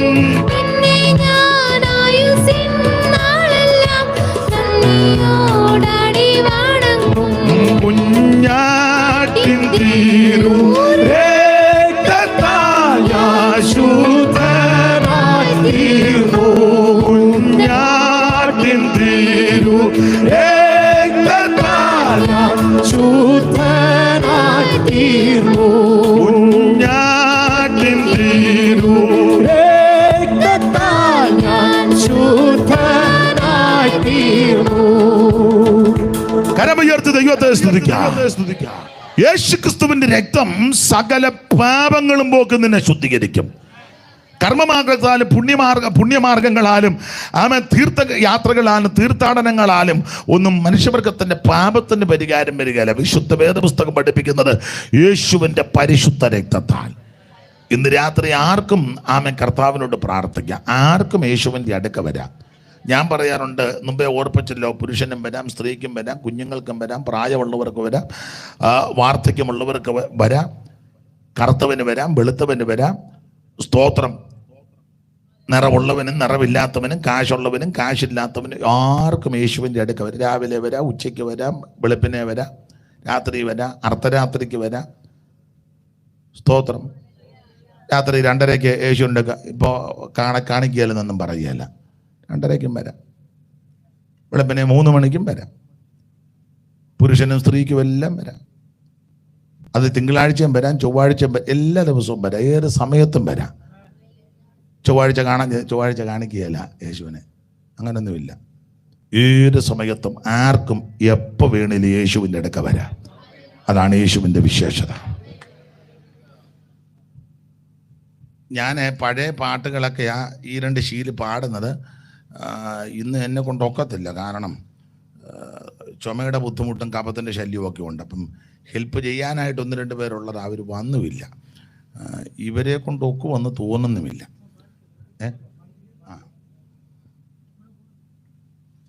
കൂടെ ഉള്ളത് കൊണ്ടത്തില്ല, പാടണം. എല്ലാം യേശുവോടു ചെന്നു. തബല അതിന് വേണ്ട, ഇത് മതി. തബല വേറെ തരാം. എല്ലാം യേശുവോടു ചെന്നു ചൊല്ലിടുമ്പോൾ താൻ കേൾക്കും. എന്തു നല്ലോർ സാഗി യേശു പാപ ദുഃഖം വാഗിക്കും. എല്ലാ യേശുവോടു ചെന്നു ചൊല്ലിടായ നിമിത്തം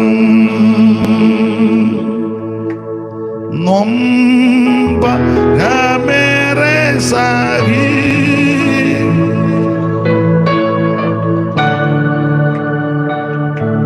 ഒക്കുകയില്ല. അപ്പൊ എന്തായാലും ഒരു കാര്യം പറയാം, ഏത് വിഷയമായിട്ട് ഏത് വ്യക്തി ഏത് സമയത്തും യേശുവിൻ്റെ അടുക്ക വരാം. നിന്നെ തടയത്തില്ല, ഉപേക്ഷിക്കത്തില്ല, തള്ളിക്കളയത്തില്ല, അവൻ ത്യജിക്കത്തില്ല. നിന്നെ അനുഗ്രഹിക്കുന്ന, സ്നേഹിക്കുന്ന ഒരു നല്ല യേശു. Price the Lord. അത് ഞാൻ ഓടിച്ചു മുമ്പോട്ട് പോകാം. യോഹന്നാന്റെ സുവിശേഷം 1-ാം അധ്യായത്തിലെ യേശുവിന്റെ വിശേഷത, ലോകത്തിന്റെ പാപത്തെ ചുമക്കുന്ന ദൈവകുഞ്ഞാട്. അപ്പൊ കുഞ്ഞാട് എന്നുള്ളതാണ് നമ്മുടെ വിഷയം. അപ്പൊ 1-ാമത്തെ കുഞ്ഞാട് ലോകപാപം ചുമക്കുന്ന ദൈവകുഞ്ഞാട്. യേശു ക്രിസ്തുവിനെ കുഞ്ഞാടെന്ന് പല നിലകളിലാണ് രേഖപ്പെടുത്തിയിരിക്കുന്നത്. ഒന്ന്, ലോകത്തിന്റെ പാപത്തെ ചുമക്കുന്ന ദൈവകുഞ്ഞാട്. മുഴു ലോകത്തിന്റെയും പാപം പരിഹരിക്കുവാൻ കഴിവുള്ളവനായ യേശു. ഏത് വ്യക്തിയുടെയും പാപത്തിന് പരിഹാരം തരുവാൻ കഴിവുള്ളവനായ യേശു. ഇന്ന് രാത്രി യേശു നമ്മുടെ നടുവിലുണ്ട്. ഏറ്റുപറ, യേശുവേ, ഞാനൊരു പാപിയാ, എൻ്റെ പാപം ക്ഷമിക്കണം. അവിടുത്തെ പരിശുദ്ധ രക്തം കൊണ്ട് എന്നെ കഴുകി വെടിപ്പാക്കണം. എൻ്റെ ഹൃദയത്തിലേക്ക് അവിടുന്ന് എഴുന്നള്ളി വരണം, എന്നെ രക്ഷിക്കണം. ആര് പ്രാർത്ഥിക്കും? ഇന്ന് രാത്രി അവരെ യേശു രക്ഷിക്കും. മറ്റൊരുത്തനിലും രക്ഷയില്ല. നാം രക്ഷിക്കപ്പെടുവാൻ ആകാശത്തിന് കീഴിൽ മനുഷ്യരുടെ ഇടയിൽ നൽകപ്പെട്ട ഒരേ ഒരു നാമം, അത് നസറായനാകുന്ന യേശു ക്രിസ്തുവിൻ്റെ പരിശുദ്ധ നാമം. ഈ നാമത്തിൻ്റെ വിശേഷത രോഗശാന്തി തരുന്ന നാമമാണ്. ഈ നാമം പാപം മോചിക്കുന്ന നാമമാണ്. ഈ നാമം പരിമള തൈലം പോലുള്ള നാമമാണ്. ഈ നാമം അവൻ വിലയേറിയ നാമമാണ്. ഈ നാമത്താൽ ഭൂതങ്ങൾ വിട്ടുപോകും. ഈ നാമത്തിൽ രോഗികൾ സൗഖ്യമാകും. ഈ നാമത്തിൽ അത്ഭുതങ്ങൾ നടക്കും. ഈ നാമത്താൽ അതിശയങ്ങൾ നടക്കും. ഈ നാമം സ്വർലോകരുടെയും ഭൂലോകരുടെയും അധോലോകരുടെ മുഴങ്കാലുകൾ മടങ്ങുന്ന, വിറപ്പിക്കുന്ന പരിശുദ്ധ നാമമാണ് യേശുവിന്റെ പരിശുദ്ധ നാമം.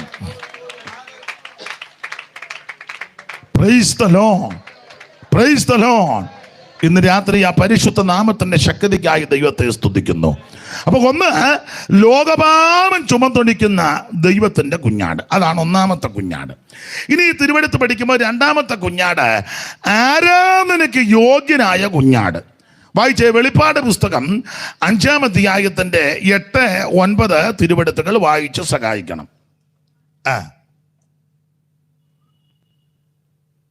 വാങ്ങിയപ്പോൾ 4 ജീവികളും 24 മൂപ്പന്മാരും ഓരോരുത്തൻ വീണയും. അതെ, അപ്പം 7 മുതൽ വായിച്ചല്ലേ. വാങ്ങിയപ്പോൾ ഒന്ന് വായിക്കുമ്പോൾ ചില കഞ്ഞിയും കൂട്ടാനും വല്ലതും വാങ്ങിയ കാര്യമായിരിക്കും. വാങ്ങിയ അടുപ്പയിൽ ഏതാണ്ടിരിക്കുന്നത് പെട്ടെന്ന് വാങ്ങിയ പടി പിടിക്കാതിരിക്കാൻ. അപ്പൊ തർക്കം വരരുത്. അതുകൊണ്ട് മോള് 7 മുതൽ വായിച്ചു. അവൻ വന്നു സിംഹാസനത്തിൽ ഇരിക്കുന്നവന്റെ വലം കയ്യിൽ നിന്ന് പുസ്തകം വാങ്ങി. പുസ്തകം വാങ്ങുന്ന വിഷയമാണ്. അപ്പോൾ വെളിപ്പാട് പുസ്തകം 5-ാം അധ്യായം, അത് പ്രധാനപ്പെട്ട ഒരു അധ്യായമാണ്. ഒറ്റ വാക്കി പറഞ്ഞാൽ ഭൂമിയുടെ വീണ്ടെടുപ്പ് നടക്കാൻ പോവുക. ഈ ഭൂമിയുടെ വീണ്ടെടുപ്പ്, അതന്നെ ആ ഭൂമിയുടെ വീണ്ടെടുപ്പ് പറയാം. ഈ ഭൂമി ഇപ്പോൾ ശാപത്തിന് കീഴിൽ കിടക്കുക. ഇങ്ങു ശാപം നിറഞ്ഞ ഇങ്ങു ശാപം നിറഞ്ഞ പൂ നീങ്ങി പൂതു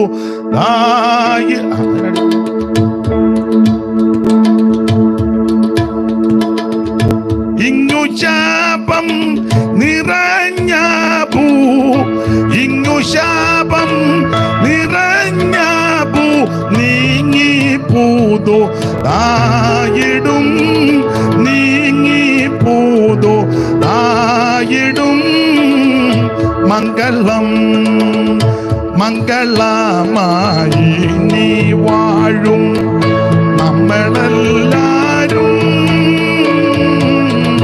മംഗളം മംഗളം മംഗളമായി നീ വാഴും നമ്മളെല്ലാരും മംഗളം. അപ്പോൾ ഈ ഭൂമി ഇപ്പോൾ ശപിക്കപ്പെട്ട ഭൂമിയാണ്. അതെങ്ങനെ ആ ഭൂമി ശാപഗ്രസ്തമായി തീർന്നത്? വേദപുസ്തകം പഠിക്കുന്നവർക്കറിയാം. ആദാം നിമിത്തം ഈ ഭൂമി ശപിക്കപ്പെട്ടു. അതെന്നാ കാരണം? വിലക്കപ്പെട്ട കനി ഭുജിച്ചു. അതെന്നാ? അനുസരണക്കേട് കാണിച്ചു. അപ്പോൾ അനുസരണക്കേട് നിമിത്തം പാപം പ്രവേശിച്ചു. പാപം മുഖാന്തരം ഈ ഭൂമി ശപിക്കപ്പെട്ടു. അവിടെ ശാപം പലർക്ക് കൊടുക്കുന്നുണ്ട്. സ്ത്രീയോട് പറഞ്ഞു, ഗർഭധാരണം വർദ്ധിക്കും, നീ വേദനയോടെ മക്കളെ ഉറക്കെ പറ. പ്രസവിക്കും. പിന്നെ നിന്റെ ആഗ്രഹം, ഉറക്കെ പറ. നിന്റെ ആഗ്രഹം ഉറക്കെ പറയാൻ. നിന്റെ ഭർത്താവിനുണ്ട്. അങ്ങനെ ആകാവൂ, അതിനായി പറഞ്ഞത്. അല്ല അങ്ങനത്തെ തോമാച്ചനോടല്ല പറഞ്ഞത്. തോമാച്ച ഒരു മനസ്സിലായോ? പിന്നെ അതിനാ ഞാൻ അതിനും കൂടെ വന്നേക്കുന്നത്. അപ്പം നിന്റെ ആഗ്രഹം നിന്റെ ഭർത്താവിനോടാകും. അടുത്ത പദം സഹോദരിമാര് പറ. നിങ്ങൾക്ക് ഇഷ്ടമല്ല എന്നാലും പറഞ്ഞു.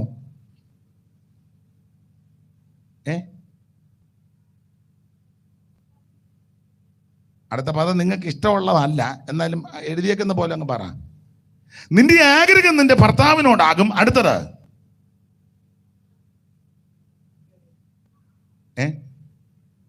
അങ്ങനെ ഞങ്ങൾ പറഞ്ഞേച്ച് ഇയാൾ പ്രസംഗിച്ച് തെളിയണ്ടെന്നായിരിക്കും.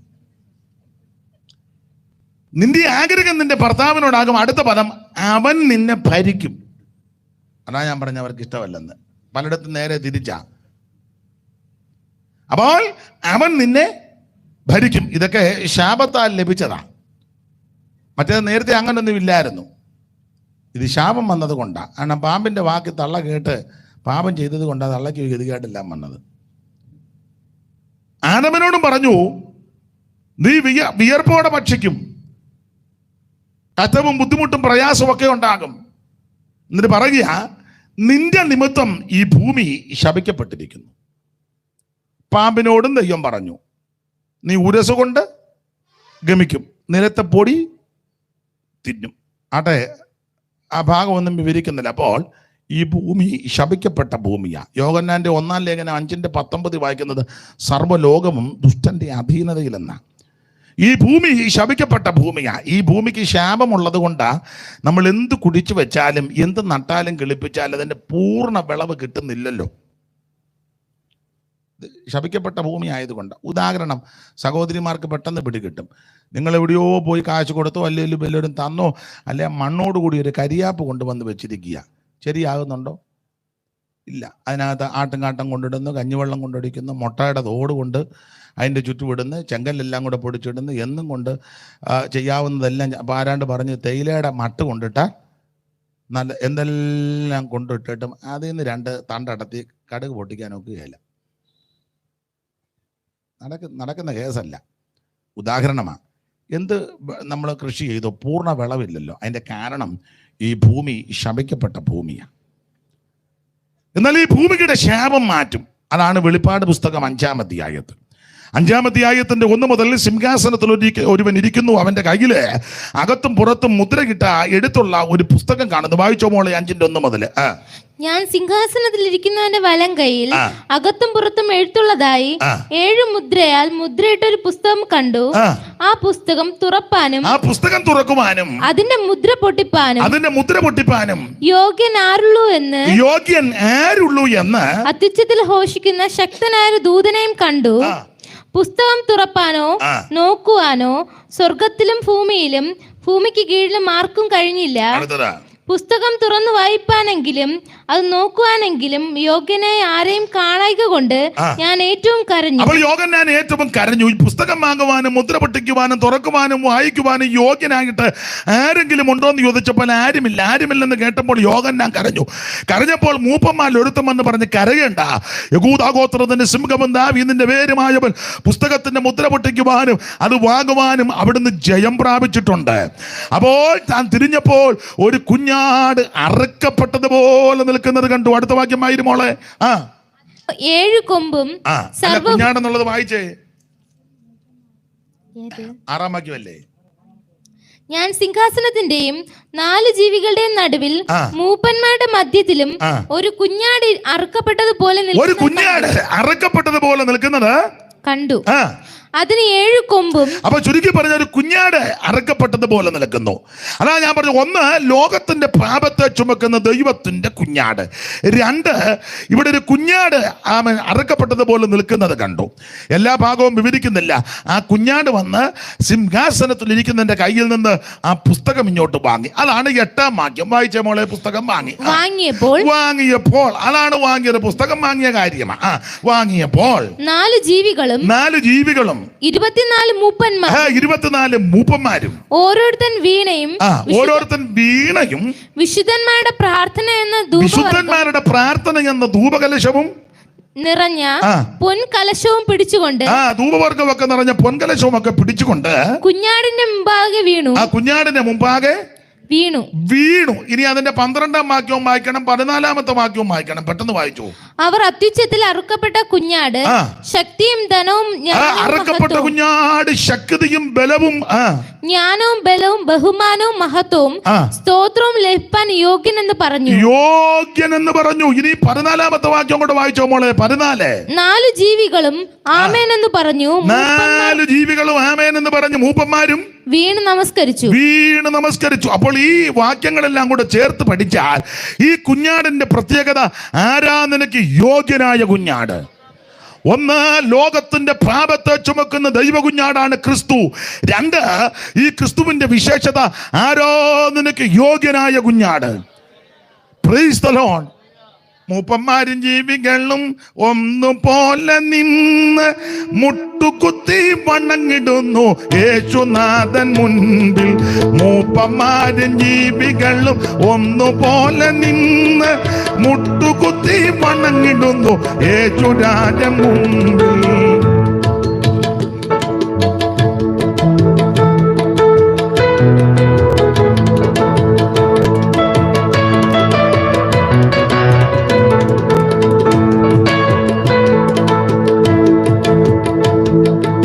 ശ്രദ്ധിക്കുക, ഈ 4 ജീവികളും മൂപ്പന്മാരും സകല ആൾക്കാരും മുട്ടുകുത്തി വണങ്ങുക, വീണ് നമസ്കരിച്ചു.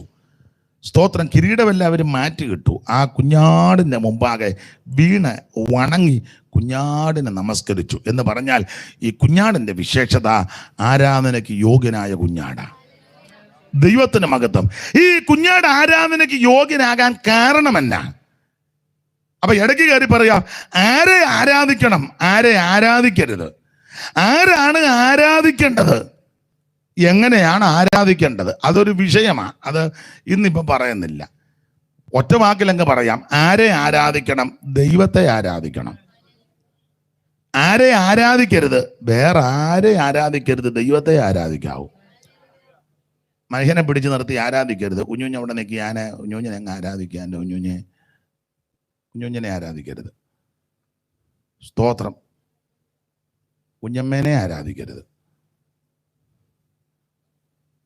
മനുഷ്യനെ ഒന്നും ആരാധിക്കരുത്. മൃഗത്തെ ആരാധിക്കണ്ട, മൃഗത്തെ ഉപദ്രവിക്കരുത്. ചുമ്മാ പോകുന്ന പശുവിനെ തൊഴിക്കുകയൊന്നും ചെയ്യരുത്. മൃഗത്തെ ഒന്നും ഉപദ്രവിക്കരുത്. പട്ടിയെ വളർത്തുകയോ വളർത്താതിരിക്കുന്നതാണ് നല്ലത്. പെന്തിക്കോസുകാരടാ പറയാന്നെ.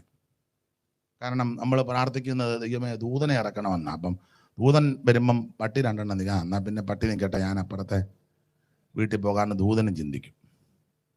മനസ്സിലായോ? പിന്നെ പട്ടി കുരയ്ക്കും. പട്ടി കുരയ്ക്കുന്ന ദൂതനെ കണ്ടില്ല, വ്യായനെ കണ്ട് കുരയ്ക്കുന്നതാ. മനസ്സിലായി കാണും. അതുകൊണ്ട് അങ്ങനെ അങ്ങ് പറഞ്ഞത്. മൃഗത്തെ ഉപദ്രവിക്കരുത്, മൃഗത്തെ നശിപ്പിക്കണ്ട, പക്ഷേ ആരാധിക്കണ്ട. ആരാധനയ്ക്ക് യോഗ്യൻ ദൈവമാണ്. സ്തോത്രം. ഈ പ്രകൃതിയെ നശിപ്പിക്കരുത്, പ്രകൃതിയെ ആരാധിക്കണ്ട, പ്രകൃതിയോട് സ്നേഹമുണ്ടായിരിക്കണം. മരവും പുല്ലും കാടും ഒക്കെ ഉണ്ടല്ലോ, അതിനെയൊക്കെ സ്നേഹിക്കണം. മരം എല്ലാം കൂടെ വെട്ടി നശിപ്പിക്കരുത്. എന്നിട്ട് കിടന്ന് മഴയ്ക്ക് വേണ്ടി പ്രാർത്ഥിക്കുക, അപ്പോ വറവാണ് ദൈവമേ, ഉള്ളതെല്ലാം അടിച്ച് തൂത്ത് കളയുക. പ്രകൃതിയെ സ്നേഹിക്കണം, നശിപ്പിക്കരുത്. പക്ഷെ പ്രകൃതിയെ ആരാധിക്കരുത്. സൂര്യനെ ആരാധിക്കരുത്, ചന്ദ്രനെ ആരാധിക്കരുത്. സൂര്യനെയും ചന്ദ്രനെയും നിർമ്മിച്ചൊരു ദൈവമുണ്ട്. നക്ഷത്രങ്ങളെ ആരാധിക്കണ്ട, നക്ഷത്രങ്ങളെ സൃഷ്ടിച്ചൊരു ദൈവമുണ്ട്. വാരി വിതറി ഇട്ടിരിക്കുന്ന ഈ കല്ലും മണ്ണും പൂഴിയും പൊടിയും ഇതിനൊന്നും ആരാധിക്കണ്ട, നശിപ്പിക്കണ്ട. പക്ഷെ ആരാധിക്കണ്ട, ആരാധനയ്ക്ക് യോഗ്യൻ ദൈവമാണ്. അപ്പോൾ ആരെ ആരാധിക്കണം? ദൈവത്തെ ആരാധിക്കണം. ആരെ ആരാധിക്കരുത്? വേറെ ആരെ ആരാധിക്കരുത്. ഇനി ആരാണ് ആരാധിക്കേണ്ടത്? ചുമ്മാ പോകുന്നവരെല്ലാം കൂടെ കയറി ആരാധിക്കരുത്. നിങ്ങൾ വേദപുസ്തകം പഠിക്കുന്നവർക്ക് ആരാ ആരാധിക്കേണ്ടത്? ആരുടെ ആരാധനയാ? പ്രസാദം. ഒറ്റവാക്കി പറയാം, ഇസ്രായേൽ മക്കളും ഇസ്രയേലിൽ 1430 വർഷം അടിമകളായി, പ്രവാസികളായി, അടിമകളായി ജീവിച്ചു. ആ സമയത്തൊന്നും ആരാധിച്ചതായിട്ട് കാണുന്നില്ല, ചാപ്പാടടിച്ചതായിട്ട് കാണുന്നുണ്ട്. അത് അവർ തന്നെ പറയുന്നുണ്ട്. മാത്തങ്ങായും വെള്ളരിക്കായും ഉള്ളിയും കൊച്ചുള്ളിയും ചുറ്റുള്ള അടിച്ച് പെരുകുകയായിരുന്നെന്ന്. പിന്നെ കാശ് കൊടുക്കാതെ കിട്ട കുറേ മീനും അടിച്ച് നല്ല പെരുകി. പക്ഷെ ആരാധിച്ചെന്നില്ല. പിന്നെ ആരാധിച്ചത് എപ്പോഴാണ്? ഒറ്റ വാക്കി പറയാം, കുഞ്ഞാടിനെ അറുത്ത് ചോരത്തല ആചരിച്ചു, രക്ഷ. അത് കിടന്ന് ചെങ്കടൽ കടന്നു, സ്നാനം. മറകര കയറിയ തപ്പെടുത്ത് നൃത്തം ചെയ്ത് ആരാധിച്ചു. അപ്പോൾ ആരാണ് ആരാധിക്കേണ്ടതെന്ന് ചോദിച്ചാൽ, രക്ഷിക്കപ്പെട്ട് സ്നാനപ്പെട്ട് മറകര കയറിയവർ വേണം ദൈവത്തെ ആരാധിക്കാൻ. ആ ആരാധനയിൽ ദൈവപ്രസാദമുണ്ട്. ഞാൻ ആ ഭാഗത്തേക്ക് എല്ലാം ഒന്നും പോകുന്നില്ല. ദൈവത്തിന് മഹത്വം. അപ്പോൾ അങ്ങനെയുള്ളവരുടെ ആരാധന ദൈവം പ്രസാദിക്കുന്ന ആരാധനയാണ്. ഇവിടെ ഈ കുഞ്ഞാടിന്റെ വിശേഷത, ആരാധനയ്ക്ക് യോഗ്യനായ കുഞ്ഞാട്. എന്തുവാ ഈ കുഞ്ഞാട് ആരാധനയ്ക്ക് യോഗ്യനാകാൻ കാരണം? ഒന്ന് രണ്ട് കാര്യം പറയുക. കുഞ്ഞാട് ആരാധനയ്ക്ക് യോഗ്യനാകാൻ കാരണം, ഒന്ന്, ഈ കുഞ്ഞാട് ജയം പ്രാപിച്ചിരിക്കുന്നു. അതുകൊണ്ടാണ് അവിടുന്ന് ആരാധനയ്ക്ക് യോഗ്യൻ. മോളെ, ആ 5-ാം അധ്യായത്തിന്റെ 5-ാമത്തെ വാക്യത്തിന്റെ ഒടുവിലത്തെ ഭാഗം വായിച്ച്. 5-ാം അധ്യായത്തിന്റെ 5-ാമത്തെ വാക്യത്തിന്റെ ഒടുവിലത്തെ ഭാഗം.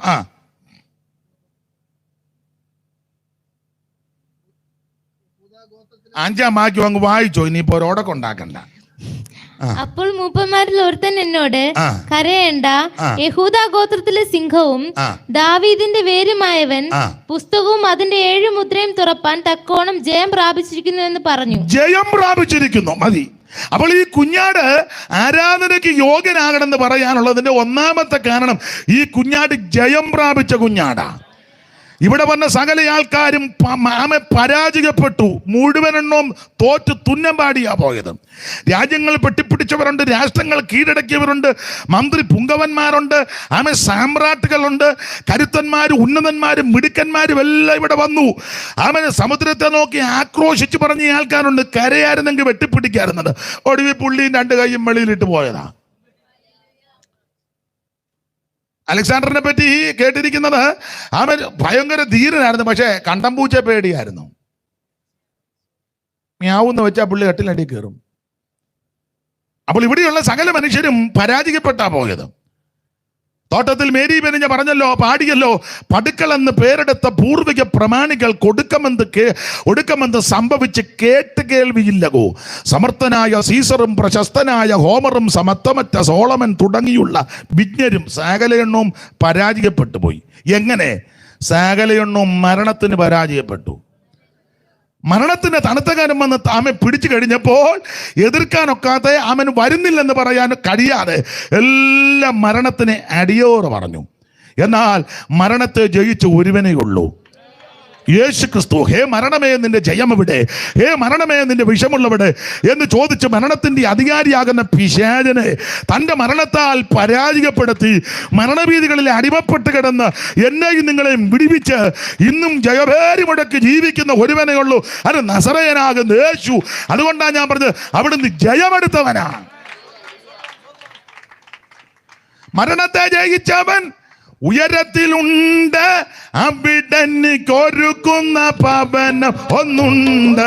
മരണത്തെ ജയിച്ചവൻ ഉയരത്തിലുണ്ട്, അവിടന് കൊരുക്കുന്ന ഭവനം ഒന്നുണ്ട്. ആ വീട്ടിലെന്നെ ചേർത്തിടുവാൻ മണവാളൻ വന്നിടുവേ. ആ വീട്ടിലെന്നെ ചേർത്തിടുവാൻ മണവാളൻ വന്നിടുവേ. സ്തുതിഗീതം പാടി പുകഴ്ത്തിടുന്നേ മനുവേലനെ ദൂതർ സ്തുതിച്ചു വാഴ്ത്തും സുന്ദരനാ മണവാളനെ ദൂതർ സ്തുതിച്ചു വാഴ്ത്തും സുന്ദരനാ മണവാളനെ. കരമുയർത്തി ഹല്ലേലൂയ പാട്. ഇന്ന് രാത്രി ജയിച്ച ഒരുവനേ ഉള്ളൂ, നസറയനാകുന്ന യേശു ക്രിസ്തു. ഈ കുഞ്ഞാടിന്റെ വിശേഷത, ആരാധനയ്ക്ക് യോഗ്യനായ കുഞ്ഞാട്. എന്താ യോഗ്യനാണെന്ന് പറയാൻ കാര്യം? ഒന്ന്, അവിടുന്ന് ജയമെടുത്തവനാ. ആരാധിക്കുന്നെങ്കിൽ ജയിച്ചവനെ ആരാധിക്കണം. തോറ്റ് തുന്നം പാടിയവനെ എല്ലാം കൂടെ ആരാധിച്ച എന്തോ ഓണം വരാനാ? സ്തോത്രം. ജയിച്ചവനെ ആരാധിക്ക്. ഇന്നും ജയിച്ചു നിൽക്കുകയാ. ദൈവത്തിന് മഹത്വം. അവിടുന്ന് മരണത്തെ ജയിച്ചവനാ. മരണത്തെ ജയിച്ച ഒരുവനേ ഉള്ളൂ, യേശു ക്രിസ്തു. ആമേൻ. കല്ലറയ്ക്കകത്ത് കൊണ്ട് അവിടുത്തെ തിരുശരീരം വെച്ച് കല്ലുമെല്ലാം ഉരുട്ട് വെച്ച് റോമൻ മുദ്രയുമെല്ലാം കൊണ്ട് ഏൽപ്പിച്ച് നിർത്തി 100 പടയാളികളെയും കാവലേർപ്പെടുത്തി. ആമേൻ. എല്ലാവരും ഓർത്തത് ഇതോടെ തീർന്നെന്ന. മതശക്തികൾ മുഴുവൻ നിന്ന് വെല്ലുവിളിച്ചു, യേശു ഉയർക്കത്തില്ല. രാഷ്ട്രീയ ശക്തികളെല്ലാം വെല്ലുവിളിച്ചു. അതുകൊണ്ടാണല്ലോ മുദ്രയെല്ലാം അടിച്ചു വെച്ചത്. സ്തോത്രം. ആമേൻ. എതിർക്കത്തില്ല. സാധാന്യ ശക്തികൾ വെല്ലുവിളിച്ചു, ഉയർക്കത്തില്ല. എന്നാ തിരുവെടുത്ത് പറഞ്ഞതുപോലെ 3-ാമത്തെ ദിവസം സ്വർഗത്തിൽ നിന്ന് ദൂതനിറങ്ങി കല്ലുരുട്ടി മാറ്റി അവിടുന്ന് എഴുതി വച്ചിരിക്കുന്നത് പോലെ 3-ാമത്തെ ദിവസം മരണത്തെ ജയിച്ചവിടുന്ന് ഉയർത്തു. Praise the lord, praise the lord. ഇന്നും അവിടുന്ന് ജയഭേരി മുടക്കി നിൽക്കുകയാ. അവിടുന്ന് ജയാളിയാ. ദൈവത്തിന് മഹത്വം. കല്ലറ തുറന്നവൻ വൈരിയെ തകർത്തു. കല്ലറ തുറന്നു വൻ വൈരിയെ തകർത്തു. വല്ലഭനായവനെ, വല്ലഭനായവനെ, ശ്രീയേശുവേ വന്ദനം ചെയ്തിടുവീ. നിരന്തരം വന്ദനം ചെയ്തിടുവീ. ശ്രീയേശുവേ വന്ദനം ചെയ്തിടുവീ. കല്ലറ തുറന്ന് വൻ വൈരിയെ തകർത്തു. കല്ലറ തുറന്നു വൻ വൈരിയെ തകർത്തു. ഓ വല്ലഭനായവനെ, വല്ലഭനായവനെ, ശ്രീയേശുവേ വന്ദനം ചെയ്തിടുന്നു. നിരന്തരം വന്ദനം ചെയ്തിടുവീ. ശ്രീയേശുവേ വന്ദനം ചെയ്തിടുന്നു. കരമുയർത്തി കർത്താവിന് മഹത്വം കൊടുക്ക. അപ്പൊ ഒന്ന്, ലോകത്തിന്റെ പാപത്തെ ചുമക്കുന്ന ദൈവ കുഞ്ഞാട്. 2, അവൻ ആരാധനയ്ക്ക് യോഗ്യനാകുന്ന കുഞ്ഞാട്. എന്തുവാ അവിടുന്ന് ആരാധനയ്ക്ക് യോഗ്യനാകാൻ കാരണം? ചുമ്മാ കയറി ആരാധിക്കരുത്, കാരണമുണ്ട്. 1, അവിടുന്ന് ജയമെടുത്തവനാ. 2, അവിടുന്ന് അറുക്കപ്പെട്ടു. അതുകൊണ്ടാണ് അവിടുത്തെ ആരാധിക്കുന്നത്. അറുക്കപ്പെട്ടെന്ന് പറഞ്ഞാൽ അവിടുത്തെ തിരുരക്തം നമുക്ക് വേണ്ടി ഒഴുക്കി. മോളെ 6-ാം വാക്യം വായിച്ചേ. 6-ാം വാക്യം 9-ാം വാക്യം വായിക്കണം. 5-9. ഞാൻ സിംഹാസനത്തിന്റെയും 4 ജീവികളുടെയും നടുവിലും മൂപ്പന്മാരുടെ മധ്യത്തിലും ഒരു കുഞ്ഞാട് അറുക്കപ്പെട്ടത്. ഒരു കുഞ്ഞാട് അറുക്കപ്പെട്ടു. കണ്ടോ? അപ്പോൾ ഈ കുഞ്ഞാട് ആരാധനയ്ക്ക് യോഗ്യനാകാൻ കാരണം 2, ഈ കുഞ്ഞാട് അറുക്കപ്പെട്ടിരിക്കുക എന്ന് പറഞ്ഞാൽ, അറുക്കപ്പെട്ടെന്ന് പറഞ്ഞാൽ അതിൽ മനസ്സിലാകുന്ന ഭാഷയിൽ പറഞ്ഞാൽ അവിടുത്തെ തിരുരക്തം നമുക്ക് വേണ്ടി ചീന്തി. അതുകൊണ്ടാണ് അവിടുന്ന് ആരാധനയ്ക്ക് യോഗ്യൻ. ഇവിടെ വന്ന ഞാൻ നിങ്ങൾ പല ആൾക്കാരും വല്ലവരുടെയും രക്തമെല്ലാം ചീന്തി വെച്ച് പോയതല്ലാതെ, കൊണ്ടുപാടാ അവൻ്റെ പടലി എടുത്തുകൊണ്ട് വാ. സ്തോത്രം. തന്തിക്കാവോ അവൻ്റെ പടലി കണ്ടിച്ചുകൊണ്ട് വന്നില്ലെങ്കിൽ നിന്നെ കണ്ടിക്കും. അങ്ങനെയൊക്കെ പറഞ്ഞാൽ പലരും. യേശു അങ്ങനല്ല, ആരുടെയും പടലി കണ്ടിച്ചില്ല. യേശു രക്തം ചിന്തി. അതെന്തിനാന്ന് ചോദിച്ചാൽ, ആമൻ നമ്മുടെ പാപത്തിന് പരിഹാരം വരുത്തുവാൻ അവിടുന്ന് അറക്കപ്പെട്ടവനാ. ഇന്ന് രാത്രി ആ രക്തത്താൽ പാപമോചനമുണ്ട്. ആ രക്തം പരിശുദ്ധ രക്തമാ. ഇന്ന് രാത്രി ആര് വിശ്വസിക്കും അവർക്കെല്ലാം ഇന്ന് രാത്രി വിടുതല. അത് കുഞ്ഞാട് ആരാധനയ്ക്ക് യോഗ്യനായ കാരണം 1, അവിടുന്ന് സ്തോത്രം ജയം പ്രാപിച്ചു. 2, അവിടുന്ന് അറുക്കപ്പെട്ടതാ. 3, അവിടുന്ന് ആരാധനയ്ക്ക് യോഗ്യനാകാൻ കാരണം അവിടുന്ന് ആ വാക്യം തന്നെ യോഗ്യനാ. അതുകൊണ്ട് ആരാധിക്കുന്നത്. യോഗ്യനെ വേണ്ടേ ആരാധിക്കാൻ? 9-ാം വാക്യം വായിച്ചേ മോളെ. 9-ാം വാക്യം. പുസ്തകം വാങ്ങുവാനും അതിന്റെ മുദ്ര പൊട്ടിപ്പാനും നീ യോഗ്യൻ, നീ അറുക്കപ്പെട്ടു. ഒന്നുകൂടെ വായിച്ചു 9-ാം വാക്യം. പുസ്തകം വാങ്ങുവാനും അതിന്റെ മുദ്ര പൊട്ടിപ്പാനും നീ യോഗ്യൻ. നീ യോഗ്യൻ. അപ്പൊ ആരാധനയ്ക്ക് അർഹനാകാൻ കാരണം അവിടുന്ന് യോഗ്യനാ. കണ്ടാൽ തന്നെ നമുക്ക് ഇഷ്ടപ്പെടും. യോഗ്യനാ. നല്ലൊരു തലയും 2 കൈയും 2 കാലും. ആ മുഖത്തോട്ട് നോക്കിയാൽ കണ്ണ് പറക്കുകയല്ല. കാരണം മുഖത്തോട്ട് നോക്കിയാൽ എന്തോ സൗന്ദര്യമാണെന്നറിയാമോ? എൻ്റെ പ്രിയനോ വെണ്മയും ചുമപ്പും ഉള്ളവൻ 10,000-ങ്ങളിൽ ശ്രേഷ്ഠൻ. മുഖമൊക്കെ നല്ല പ്രസന്ന വദനനായിട്ടായിരിക്കുന്നത്, ശാന്തമായിട്ട് നല്ല നല്ല മുഖമാണ്. അല്ല അതിനെ കൊല്ലുമെന്നും പറഞ്ഞ് കണ്ണ് ഉരുട്ടിയിരിക്കുകയല്ല. നല്ല മുഖമാണ്, നല്ല ആ മുഖത്തോട്ട് നോക്കി ആ കണ്ണ് പറിക്കുകയല്ല. സൈമൺ സാറ് പറഞ്ഞിരിക്കുന്ന മുഖത്തിൽ നിന്ന് തേൻ ഇറ്റിറ്റ് വീഴുന്ന നിൻമുഖത്തു നിന്നോ തൂകും നന്മധു പൂരത്തിലമ്പൈ, നിൻമുഖത്തു നിന്നു തൂകും നന്മധു പൂരത്തിലമ്പൈ. അപ്പോൾ മുഖത്തിൽ നിന്ന് തേൻ ഇറ്റിറ്റ് വീഴുന്നെന്ന്. മുഖത്ത് തേൻ തുള്ളി തുള്ളിയായിട്ട് വീണ ആരേലും ഇട്ടേച്ച് പോവോ? നോക്കിയിരിക്കുക. മാത്രമല്ല വായിന്ന് വരുന്നത് ലാവണ്യവാക്കും. അല്ലാതെ നിന്നെ കണ്ടിക്കും സമകരിക്കും ചുട്ടുകളയും കത്തിക്കുമെന്നൊന്നും അല്ല പറയുന്നത്. വായിന്ന് വരുന്നതെല്ലാം ലാവണ്യവാക്ക. സ്തോത്രം. അതുകൊണ്ട് പള്ളി ഇരുന്ന എല്ലാവരുടെയും കണ്ണ് അവൻ്റെ മേലായി. 2-3 ദിവസം വചനം കേട്ടിട്ടൊരു ചെറുക്കൻ എഴുന്നേറ്റ് പോലും പോകുന്നില്ല. ഇവിടെ നിന്നേ കൂടെ എഴുന്നേറ്റ് പോവുക. നമ്മൾ ഇവിടെ നിന്ന് പ്രസംഗിക്കുമ്പോൾ കൂടെ എഴുന്നേറ്റ് പോയി അവിടെ നിന്ന് റോന്തടിച്ച് വീണ്ടും വന്നിരിക്കുന്നു. ഇനിയും പോകാനിരിക്കുക. സ്തോത്രം.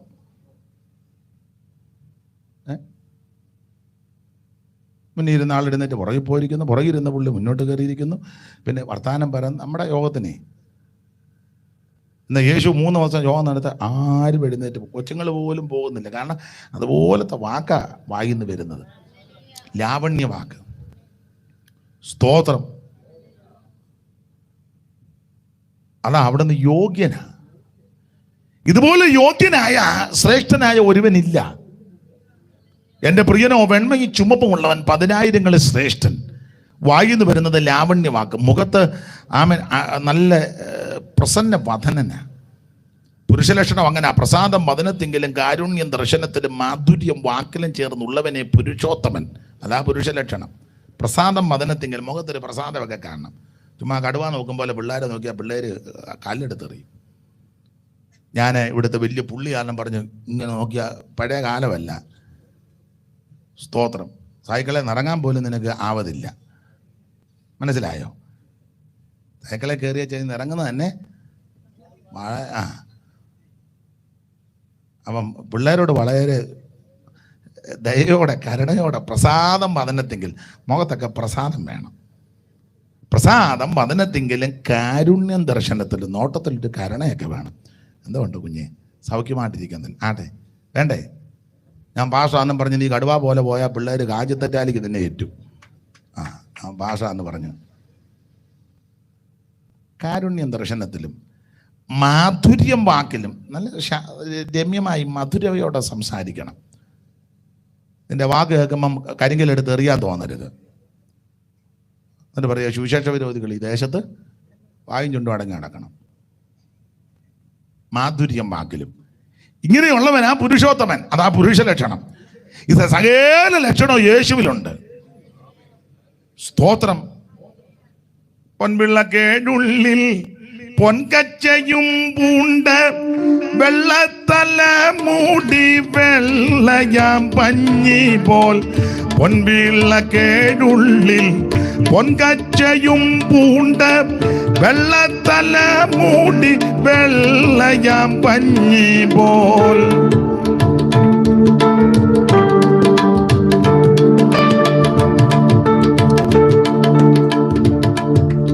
ഒക്കുന്നില്ല. പൊൻപിള്ളക്കേടുള്ളിൽ പൊൻകച്ചയും പൂണ്ട് വെള്ളത്തല മൂടി വെള്ളയാം പഞ്ഞി പോൽ. വെള്ളോടുല തന്നിൽ കാച്ചി പഴുപ്പിച്ച് വെള്ളക്കുതിര പുറത്തേറി വരുന്ന പുരുഷനെ കണ്ടേൻ ഉത്തമ പുരുഷനെ കണ്ടേൻ. പുരുഷനെ കണ്ടേ ഉത്തമ പുരുഷനെ കണ്ടേ. അപ്പോൾ ഉത്തമ പുരുഷനാ ക്രിസ്തു. പണ്ട് എഴുത്തച്ഛൻ്റെ 24 വൃത്തം എന്ന് പറഞ്ഞൊരു പദ്യമുണ്ട്. എൻ്റെ കയ്യിലുണ്ട്. അതിൻ്റെ പുസ്തകം വല്യമ്മച്ച് പണ്ട് പാടി കേട്ടിട്ടുമുണ്ട്. അതിനകത്ത് ഒരു പ്രയോഗമുണ്ട്, ഉത്തമ പുരാണ പുരുഷൻ എന്ന. അത് പഴയ പ്രയോഗമാണ്. വെൺമതി കലാപരുണനംബിക ഗണേശൻ നിർമ്മല ഗുണാകമല ഭഗവാനും നാൻമുഖനുമാശു കവി മാതുഗുരുഭൂതർ നന്മകൾ വരുത്തുക കരിര. അത് നല്ല പ്രയോഗമാണ്. ഉത്തമ പുരാണ പുരുഷന്റെ ചരിതാനാം ഉത്തമമിതാതിലക നായക ചരിത്രം. നല്ല പ്രയോഗമാണ്, എഴുത്തച്ഛൻ്റെ വരികളാണ്. അപ്പോൾ ഉത്തമ പുരാണ പുരുഷൻ, സാക്ഷാൽ ഉത്തമ പുരുഷൻ, യോഗ്യൻ, ശ്രേഷ്ഠൻ, ഉന്നതൻ, മഹിമയുള്ളവൻ, മഹത്വമുള്ളവൻ. അപ്പോൾ ആരെ ആരാധിക്കണം? അവൻ ഇത് ആരാധനയ്ക്ക് യോഗ്യനാകുന്ന കുഞ്ഞാട്. എന്താ ഈ കുഞ്ഞാടിന്റെ വിശേഷത? യോഗ്യനാകാൻ കാരണം ഒന്ന്, അവിടുന്ന് അവൻ ജയം പ്രാപിച്ചവനാ. രണ്ട്, അവിടുത്തെ പരിശുദ്ധ രക്തം നമുക്ക് വേണ്ടി ചീന്തി, അതുകൊണ്ട് അവിടുന്ന് യോഗ്യനാ. മൂന്ന്, അവിടുന്ന് യോഗ്യൻ തന്നെയാ. അതാണ് 9-ാം വാക്യം. ഒന്നുകൂടെ വായിച്ചോ മോളെ, 9-ാം വാക്യം. പുസ്തകം വാങ്ങുവാനും അതിന് മുദ്ര പൊട്ടിപ്പാനും നീ യോഗ്യൻ. അവിടുന്ന് യോഗ്യനാ. മാത്രമല്ല, അടുത്തത് ആരാധനയ്ക്ക് യോഗ്യനാകാൻ കാരണം സർവ്വ സൃഷ്ടികളും അവിടുത്തെ വാഴ്ത്തുന്നു. 13-ാമത്തെ വാക്യം വായിച്ചേ, 13-ാം വാക്യം, 5:13. സ്വർഗ്ഗത്തിലും ഭൂമിയിലും ഭൂമിക്ക് കീഴിലും സമുദ്രത്തിലുമുള്ള സകല സൃഷ്ടിയും അവയിലുള്ളതൊക്കെയും സിംഹാസനത്തിൽ ഇരിക്കുന്നവനും കുഞ്ഞാടിനും സ്തോത്രവും ബഹുമാനവും മഹത്വം. അപ്പൊ സകല സൃഷ്ടിക്കും അവന് സ്തോത്രം ആരാധിക്കുവാൻ യോഗ്യനാണ് ക്രിസ്തു. പഴയൊരു പാട്ടുണ്ട്, ഉമ്മ ഇരിക്കല്ലയോ, രണ്ടുപേര് പാട്, വെറുതെ ഇരിക്കല്ലയോ. വനഭൂമി സൂര്യ ചന്ദ്ര നക്ഷത്രാദികളെ, വനഭൂമി സൂര്യ ചന്ദ്ര നക്ഷത്രാദികളെ, മാനമായി ചമച്ചതേ ബാബാഹി മമേശ, മാനമായി ചമച്ചതേ ബാബാഹി മമേശ. ഓ വാഴ്ത്തിടുന്നു വാഴ്ത്തിടുന്നു നന്ദിയോടടിയാർ, വാഴ്ത്തിടുന്നു നന്ദിയോടടിയാർ, കീർത്തിക്കുന്നു ഘോഷിക്കുന്നു ആർത്തുമോദമോടെ, കീർത്തിക്കുന്നു ഘോഷിക്കുന്നു ആർത്തുമോദമോടെ. ദൈവത്തെ സ്തുതിക്കുക. അവിടുന്ന് ആരാധനയ്ക്ക് യോഗ്യനാകുന്ന കുഞ്ഞാട്. ഞാൻ കമ്പിവാചകം പോലെ പറഞ്ഞു പോകാം. ഒന്ന്, ലോകത്തിന്റെ പാപത്തെ ചുമക്കുന്ന ദൈവ കുഞ്ഞാട്. രണ്ട്, ആരാധനയ്ക്ക് യോഗ്യനാകുന്ന കുഞ്ഞാട്. മൂന്ന്, ഈ പുസ്തകം പഠിക്കുമ്പോൾ അവിടുന്ന് കോപത്തിന്റെ കുഞ്ഞാടെന്നൊരു പ്രയോഗമുണ്ട്. വെളിപ്പാട് പുസ്തകം 6-ാം അധ്യായത്തിന്റെ 12 മുതലുള്ള തിരുവെടുത്ത് വായിച്ചേ മോളെ. 6-ാം മുദ്ര പൊട്ടിച്ചപ്പോൾ വലിയൊരു ഭൂകമ്പം ഉണ്ടായി. സൂര്യൻ കരിമ്പടം പോലെ കറുത്തു, ചന്ദ്രൻ മുഴുവൻ രക്തതുല്യമായി തീർന്നു. അത്തിവൃക്ഷം പെരുങ്കാറ്റുകൊണ്ട് കുലുങ്ങിയിട്ട് കായ് ഉതിർക്കും പോലെ ആകാശത്തിലെ നക്ഷത്രങ്ങൾ ഭൂമിയിൽ വീണു. പുസ്തക ചുരുൾ ചുരുട്ടും പോലെ ആകാശം മാറിപ്പോയി. എല്ലാ മലയും ദ്വീപും സ്വസ്ഥാനത്തിലേക്ക് നിന്ന് ഇളകിപ്പോയി. ഭൂമിയിലെ രാജാക്കന്മാരും മഹത്തുക്കളും സഹസ്രാധിപന്മാരും ധനവാന്മാരും ബലവാന്മാരും സകല ദാസനും സ്വതന്ത്രനും ഗുഹകളിലും മലപ്പാറകളിലും ഒളിച്ചുകൊണ്ട് മലകളോടും പാറകളോടും ഞങ്ങളുടെ മേൽ വീഴുവിൻ. സിംഹാസനത്തിൽ ഇരിക്കുന്നവന്റെ മുഖം കാണാതെ വണ്ണവും കുഞ്ഞാടിന്റെ കോപം തട്ടാതെ. അപ്പോൾ ഇങ്ങനെ വ്യാഖ്യാനിക്കുക. മൂന്നാമത്തെ ഈ കുഞ്ഞാട് കോപത്തിന്റെ കുഞ്ഞാട് എന്ന് പറഞ്ഞാൽ, ഒന്നാമത്തെ കുഞ്ഞാട് ലോകപാപം ചുമക്കുന്ന കുഞ്ഞാട്. ആ കുഞ്ഞാടിന്റെ പരിശുദ്ധ രക്തത്താൽ പാപം മോചിക്കും. അങ്ങനെ പാപമോചനം പ്രാപിക്കണം. പാപമോചനം പ്രാപിച്ച വ്യക്തികൾ ആ കുഞ്ഞാടിനെ ആരാധിക്കണം. അതാ വ്യവസ്ഥ. അങ്ങനെ പാപമോചനം പ്രാപിക്കാതെ ഈ കുഞ്ഞാടിനെ ആരാധിക്കാതെ ഈ കർത്താവിനെ സ്തുതിക്കാതിരുന്നാൽ ഇനിയത്തെ രീതി ആ കുഞ്ഞാട് കോപത്തിന്റെ കുഞ്ഞാടായിട്ട് വരും. കുഞ്ഞാടിന്റെ കോപം അങ്ങനെ വായിക്കുന്നത്, കുഞ്ഞാടിന്റെ കോപം. ഈ വെളിപ്പാട് പുസ്തകം 6-ാം അധ്യായം 6 മുദ്ര പൊട്ടിക്കുന്നതാ. മൊത്തം 7 മുദ്രയാ. അതിൽ 6-ാം അധ്യായത്തിൽ 6 മുദ്ര പൊട്ടിക്കും. ഈ ആറാമത്തെ മുദ്ര പൊട്ടിക്കുമ്പോൾ പ്രധാനമായിട്ട് 6 സംഭവങ്ങൾ നടക്കും. അതാണ് 12-ാം വാക്യം. ഒന്ന്, വലിയൊരു ഭൂകമ്പം. 2, സൂര്യൻ ചന്ദ്രനുമെല്ലാം ഇരുണ്ടു പോകുന്നു. അതാണ് 2. 3, നക്ഷത്രങ്ങൾ ഭൂമിയിലേക്ക് പതിക്കുന്നു. 4, ആകാശം പുസ്തക ചുരുളുന്നത് പോലെ ചുരുണ്ടു പോകുന്നു. 5, മലകളും ദ്വീപുകളും എല്ലാം സ്വസ്ഥാനത്ത് നിന്ന് ഇളകുന്നു. 6, ഭൂവാസികൾ ഭയവികലരായി ഗുഹകളിലും ഗഹ്വരങ്ങളിലും എല്ലാം പോയി ഒളിക്കുക. അതാണ് ഈ കോപത്തിന്റെ കുഞ്ഞാട്. വിസ്തരിക്കുന്നില്ല, ഇനി നടക്കാൻ പോകുന്ന സംഭവമാണ്. ഇങ്ങനെയുള്ള സംഭവങ്ങൾ ഉണ്ടാകും. യുദ്ധങ്ങളും ഭൂകമ്പങ്ങളും മഹാവ്യാധികളും സ്തോത്രം. സൂര്യൻ കരിമ്പടം പോലെ കറക്കും.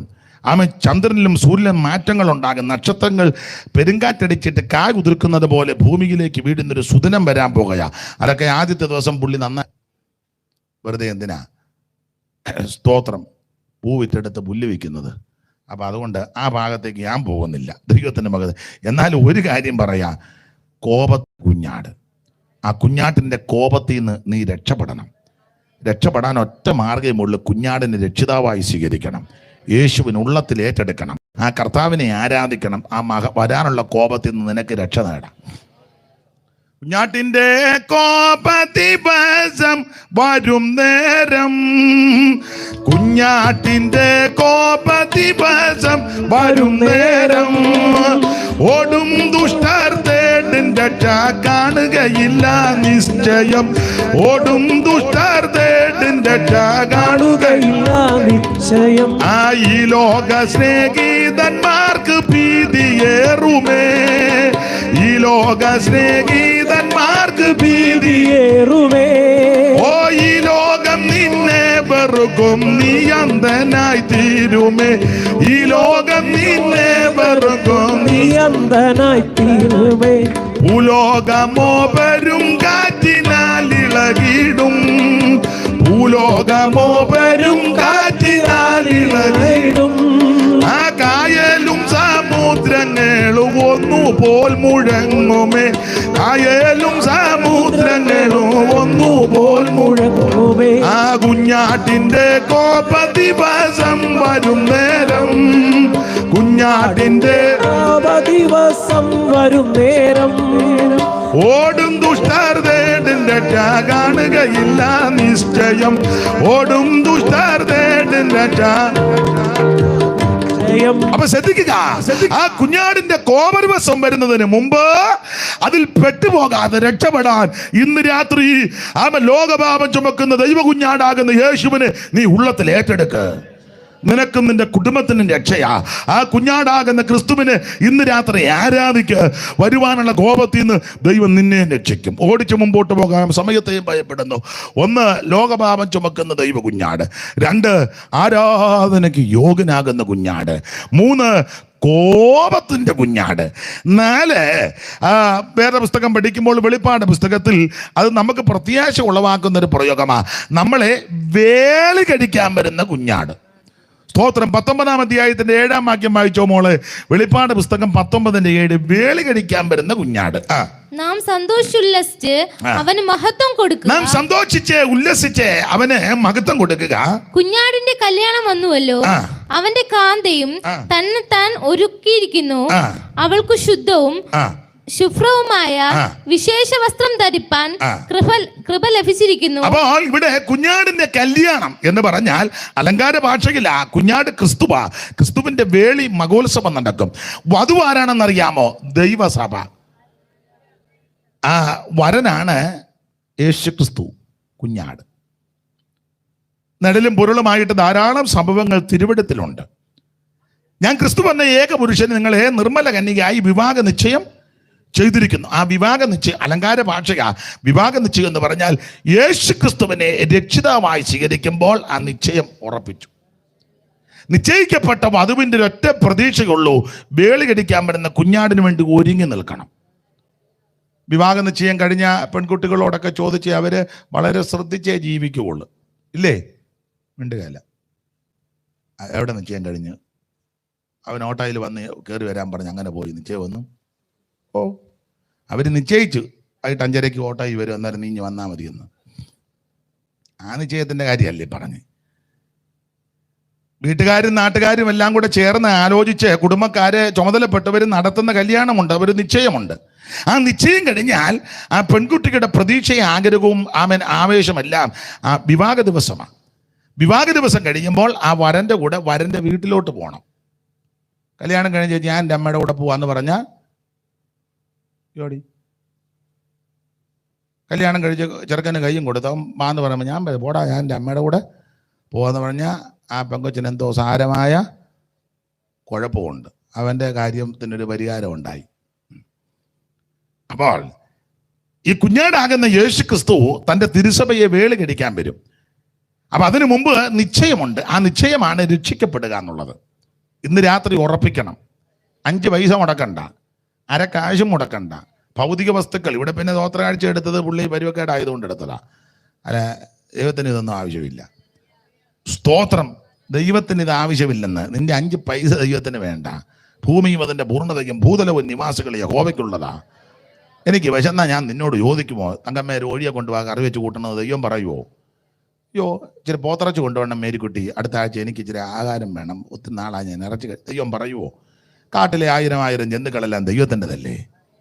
സ്തോത്രം. ദൈവം പറയുക, തങ്കമ്മേ 2 മെഴുകുതിരി കൊണ്ടുവരണം, ഞാൻ ഇരുട്ടത്തിരിക്കുക. അയ്യോ, ഈ ഒറ്റ മിന്നലിന് ലോകം മുഴുവൻ വെട്ടവാ. അന്നേരം അതിൻ്റെ മെഴുകുതിരി ഒരു മിന്നൽ, ഒറ്റ മിന്നലടിച്ചപ്പോൾ മുഴുവൻ വെട്ടമായി. 10 പൈസ വരെ നമുക്ക് കാണാം. അന്നേരം നീ യേശുവെ നീ ഇരുട്ടത്തിരിക്കണ്ടെന്ന. ദൈവത്തിനൊന്നും വേണ്ട. ദൈവത്തിന് ട്യൂബ് ലൈറ്റും വേണ്ട, ഹാലജനും വേണ്ട. അയ്യോ, ദൈവം വെളിച്ചവാ. മനസ്സിലാകുന്നുണ്ടോ?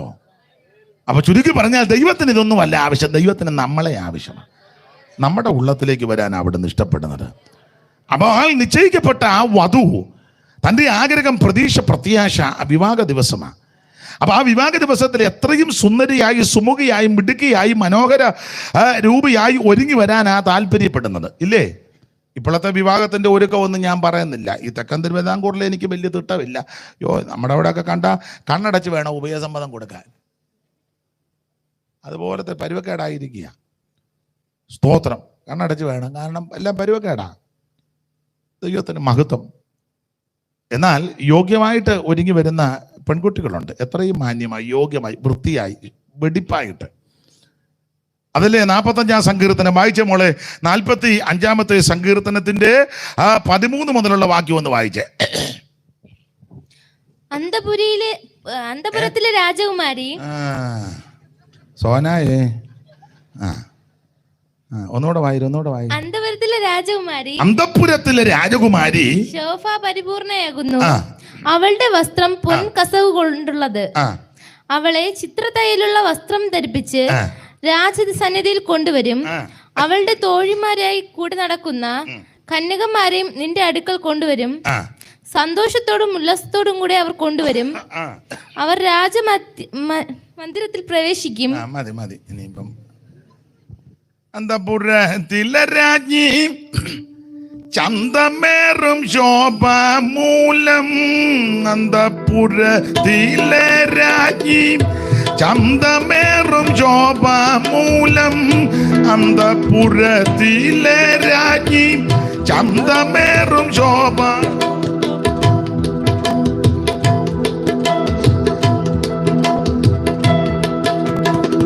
അന്തപുരത്തിലെ രാജ്ഞി ചന്തമേറും ശോഭമൂലം.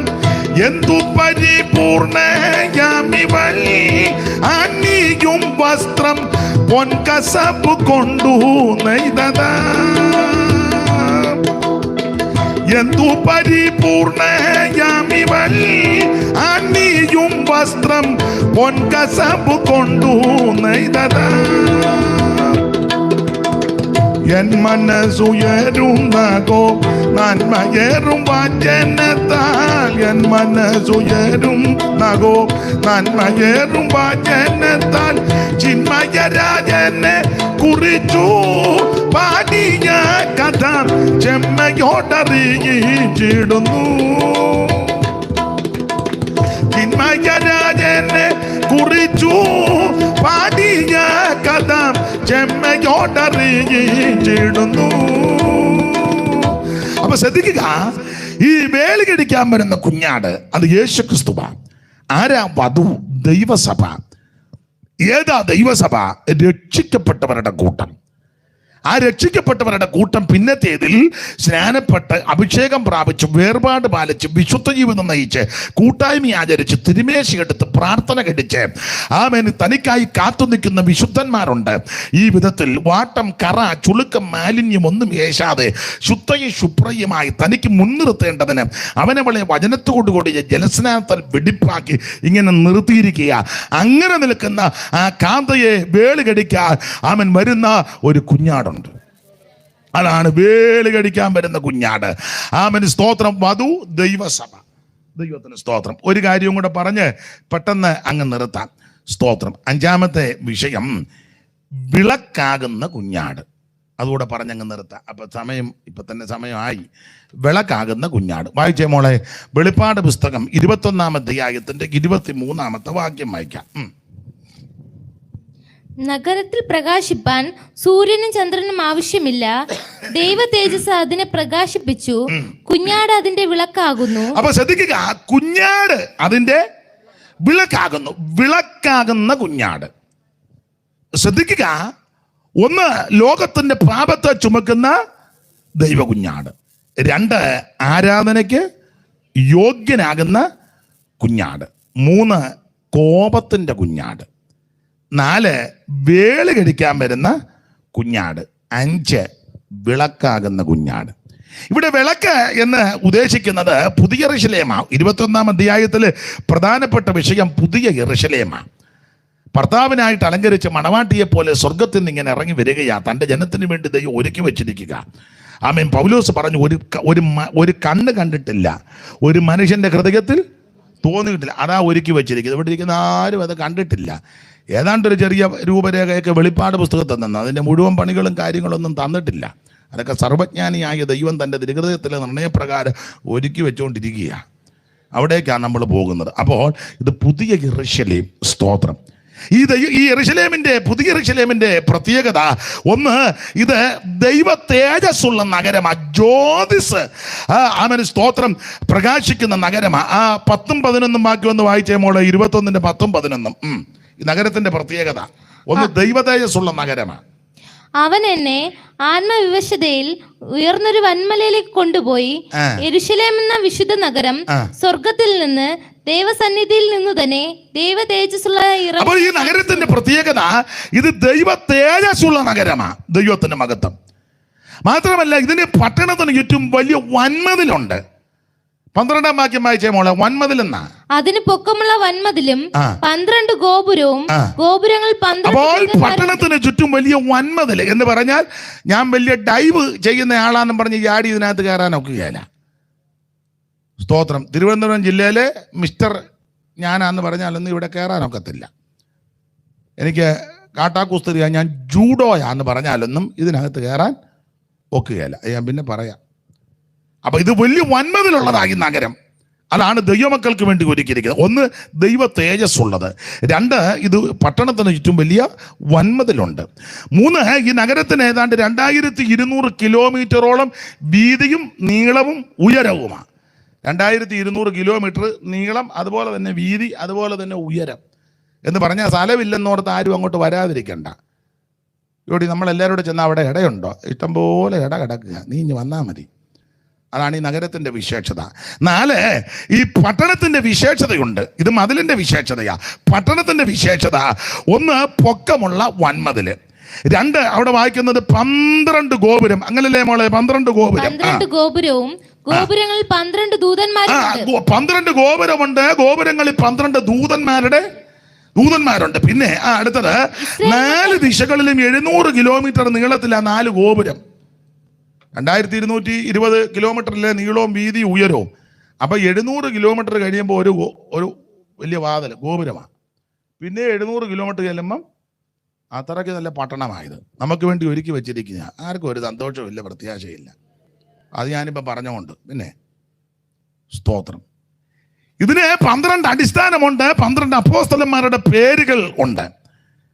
ഇനി മതിലിന് ഉപയോഗിക്കുന്ന സാധനങ്ങൾ, അത് 12 വിധ രത്നങ്ങളാ. മോളയാ 21 മുതലുള്ള തിരുവെടുത്തൊന്ന് വായിച്ചേ. 21-ാം അധ്യായത്തിന്റെ 19 മുതൽ വായിച്ചോ. 21-ന്റെ 19 മുതൽ. നഗരമതിലിന്റെ അടിസ്ഥാനങ്ങൾ സകല രത്നവും കൊണ്ട് അലങ്കരിച്ചിരിക്കുന്നു. 1-ാം അടിസ്ഥാനം സൂര്യകാന്തം, 2-ാമത്തേത് നീലരത്നം, 3-ാമത്തേത് മാണിക്യം, 4-ാമത്തേത് മരതകം, 5-ാമത്തേത് നഹവർണി, 6-ാമത്തേത് ചുവപ്പുകല്ല്. അപ്പോൾ ഇത് രത്നങ്ങളാൽ 12 രത്നങ്ങളാൽ നിർമ്മിതമാക്കപ്പെട്ടിരിക്കുന്ന മന്ദിരമാണ്. സ്തോത്രം. മതിലിനെ ഇതാ ഉപയോഗിച്ചിരിക്കുന്നത്. ഇതൊക്കെ മതിലിന് ഉപയോഗിച്ചിരിക്കുന്നതുകൊണ്ടാണ് നമ്മൾ ഈ ഭൂമി പാർക്കുമ്പം ഇതൊന്നും അധികം ഇടാതെ എടുക്കാതെ ഇരിക്കുന്നത്. അല്ല, ഇഷ്ടമില്ലാഞ്ഞിട്ടല്ല. മിണ്ടുന്നില്ല. അതാ ഒന്നുകൂടെ വായിച്ചോ മോളെ 19-ാം വാക്യം. നഗരമതിലിന്റെ അടിസ്ഥാനങ്ങൾ സകല രത്നവും കൊണ്ട് അലങ്കരിച്ചിരിക്കുന്നു. ശരിക്കും കേക്ക്, ഉറങ്ങാതെ കേക്ക്. ഒന്നാം അടിസ്ഥാനം സൂര്യകാന്തം. ഇങ്ങോട്ട് നോക്ക്, കുനിഞ്ഞിരിക്കാതെ ഇങ്ങോട്ട് നോക്ക്. മതിലിന്റെ അടിസ്ഥാനമാണ് പറഞ്ഞത്. ഒന്നാം അടിസ്ഥാനം സൂര്യകാന്തം. നീ ഇന്ന് വരെ കണ്ടിട്ടുണ്ടോ? സൂര്യ TV കണ്ടോണ്ടിരിക്കുന്ന കാര്യമല്ല പറഞ്ഞ്, സൂര്യകാന്തത്തിന്റെ കാര്യമാണ് പറഞ്ഞ്. ഞാൻ എന്നും സൂര്യ കാണും, വലിയ നല്ലതാ, അതിന്റെ കാര്യമല്ല പറഞ്ഞത്. സൂര്യകാന്തം. പിന്നെ നീലരത്നം. നീലം കണ്ടിട്ടുണ്ട്, രത്നമൊന്നും കണ്ടിട്ടില്ല. അത് നീലം എടുത്ത് മുക്കിയാണ്ട് ആപ്രിക്കാപ്പ് പോണ പോലെല്ലാം നീലം മുക്കി വന്നിരിക്കുക, അതിന്റെ കാര്യമല്ല പറഞ്ഞ്. നീലരത്നം. പിന്നെ മൂന്നാമത്തേത് മാണിക്യം. നാലാമത്തേത് മരതകം. അഞ്ചാമത്തേത് നഖവർണി. ആറാമത്തേത് ചുവപ്പുകല്ല്. ഏഴാമത്തേത് പീതരത്നം. പിന്നെ എട്ടാമത്തേത് ഗോമേതകം. ഒമ്പതാമത്തേത് പുഷ്യരാഗം. പത്താമത്തേത് വൈഡൂര്യം. 11ാമത്തേത് പത്മരാഗം. 12ാമത്തേത് സുഗന്ധിരത്നം. അപ്പൊ ശ്രദ്ധിച്ചേ, ഈ 12 രത്നങ്ങൾ കൊണ്ടാണ് മതിലിന്റെ ഉപയോഗിച്ചിരിക്കുന്ന സാധന സാമഗ്രികൾ. ഇങ്ങനെയുള്ള രത്നങ്ങളും ഈ വിശേഷപ്പെട്ട കാര്യങ്ങൾ അവിടെ ക്രമീകരിച്ചിരിക്കുന്നതുകൊണ്ടാ ഇതൊക്കെ വെളിപ്പാട് പ്രാപിച്ച ദൈവമക്കൾ ഇത് അതിന് കീഴെയുള്ള അത്രയും വിലയില്ലാത്ത, അത്രയും തേജസ് ഇല്ലാത്തത് വേണ്ടാന്നങ്ങ് വിചാരിച്ചാൽ ഇത് ഇഷ്ടമില്ലാഞ്ഞിട്ടല്ല. നിങ്ങൾക്ക് വല്ലതും മനസ്സിലാകുന്നുണ്ടോ? തൂത്തോ അപ്പോൾ കരഞ്ഞൊന്നും ഇരിക്കരുത്, നല്ല സന്തോഷിച്ചിരിക്കണം. ഇതാ ഇതിൻ്റെ അടിസ്ഥാനങ്ങൾ, ഇതിൻ്റെ സാമഗ്രികൾ കൊണ്ടാണ് ഇത് പണിതിരിക്കുന്നത്. ഞാൻ എൻ്റെ വാക്കങ്ങ് നിർത്തുക. ദൈവത്തിന് മഹത്വം. ആരാ ഇതിനകത്ത് കടക്കുന്നത്? എല്ലാവരും ഒന്നും കടക്കത്തില്ല. 27-ാം വാക്യം വായിച്ചോ മോളെ. 27. കുഞ്ഞാടിന്റെ ജീവപുസ്തകത്തിൽ എഴുതിയിരിക്കുന്നവരല്ലാതെ അശുദ്ധമായത് യാതൊന്നും ഈ പട്ടണത്തിൽ ആര് കിടക്കുമെന്ന് ചോദിച്ചാൽ ഒറ്റ വാക്കി പറയാം, ജീവപുസ്തകത്തിൽ പേരെഴുതിയിരിക്കുന്നവര് കിടക്കും. ഇന്ന് രാത്രി ജീവപുസ്തകത്തിൽ പേരെഴുതുന്നത് ഇവിടെയുള്ള ആരുമല്ല, ഞാനല്ല, ഉപദേശിമാരല്ല, ഒരു സഭയുടെ മേലധ്യക്ഷന്മാരുമല്ല, പോപ്പല്ല, ബിഷോപ്പല്ല, മെത്രാനല്ല, ജമ്മാച്ചനും ഐമേനും തിരുമേനി പാസ്റ്റർമാരാരുമല്ല എഴുതുന്നത്. ഇത് എഴുതുന്നത് സ്വർഗത്തിലെ ദൈവമാണ്. ഇത് കാശ് കൊടുത്ത് എഴുതിപ്പിക്കുന്നതല്ല, പണം കൊടുത്ത് എഴുതിപ്പിക്കുന്നതല്ല, നിന്റെ കുടുംബശ്രേഷ്ഠതയാൽ എഴുതുന്നതല്ല. ഇന്ന് രാത്രി എഴുതാനൊരു ഒറ്റ മാർഗം, യേശുവിനെ രക്ഷിതാവായി സ്വീകരിക്കുക. ആ രക്ഷകനായ യേശുവിനെ നീ സ്വീകരിക്കുമ്പോൾ നിന്റെ പേര് ജീവന്റെ പുസ്തകത്തിൽ എഴുതും. ഒരിക്കൽ കൂടി പറയാം, മറ്റൊരുത്തനും രക്ഷയില്ല, യേശുക്രിസ്തു മാത്രമേക രക്ഷിതാവ്. ആ രക്ഷിതാവാകുന്ന യേശുക്രിസ്തുവിനെ രക്ഷകനായി സ്വീകരിക്കുമ്പോൾ നിന്റെ പേര് ജീവന്റെ പുസ്തകത്തിൽ എഴുതും. ജീവപുസ്തകത്തിൽ പേരെഴുതാത്ത ഒരുത്തനും അതിനകത്ത് കടക്കത്തില്ല. എന്നാൽ ജീവപുസ്തകത്തിൽ പേരെഴുതിയവർ സകല ആൾക്കാർ അതിനകത്ത് കടക്കും. വിളക്കാകുന്ന കുഞ്ഞാടാണ് അതിന്റെ വിളക്ക്. സൂര്യനും ചന്ദ്രനും ഒന്നും അവിടെ ആവശ്യമില്ല. അവൻ കുഞ്ഞാടാണ് അതിന്റെ വിളക്ക്. ഇന്ന് രാത്രി വിളക്കാകുന്ന കുഞ്ഞാടിന് മഹത്വം കൊടുക്ക്. പാപങ്ങൾ മോചിക്കുന്ന കുഞ്ഞാട്, ആരാധനയ്ക്ക് യോഗ്യനാകുന്ന കുഞ്ഞാട്, പ്രൈസ് ദി ലോർഡ്, കോപത്തിന്റെ കുഞ്ഞാട്, വേളി കടിക്കാൻ വരുന്ന കുഞ്ഞാട്, വിളക്കാകുന്ന കുഞ്ഞാട്. ഇന്ന് രാത്രി ആ നല്ല കുഞ്ഞാടിന്റെ തൃക്കരങ്ങളിൽ എല്ലാവരും ഒന്ന് സമർപ്പിച്ചേ. ദൈവത്തിന് മഹത്വം, ദൈവത്തിന് മഹത്വം, ദൈവത്തിന് മഹത്വം. ഒരു പഴയ പാട്ടിന്റെ 2 ചരണങ്ങൾ പാടിയ ഞാൻ അങ്ങ് നിർത്താം. പിന്നെ ഇവര് പാടുന്ന പിന്നെ അവര് പാടിക്കോട്ടെ. സ്തോത്രം, സ്തോത്രം. നമ്മുടെ പാട്ടല്ലല്ലോ നിങ്ങളുടേത്. അപ്പൊ നിങ്ങൾ വേറെ പാടിക്കോ. ഞാനിപ്പം ഒരു ശീലം പാടി അങ്ങ് നിർത്താം. വേണ്ട വിളക്കാവിടെ സൂര്യ ചന്ദ്രരോ വേണ്ടൊട്ടുമേ, വേണ്ട വിളക്കാവിടെ സൂര്യ ചന്ദ്രരോ വേണ്ടൊട്ടുമേ, പരമസുതൻ തന്നെയതിൻ വിളക്ക്, പരമൊളിയാൽ ശോഭിച്ചിടും നീ പൂരം.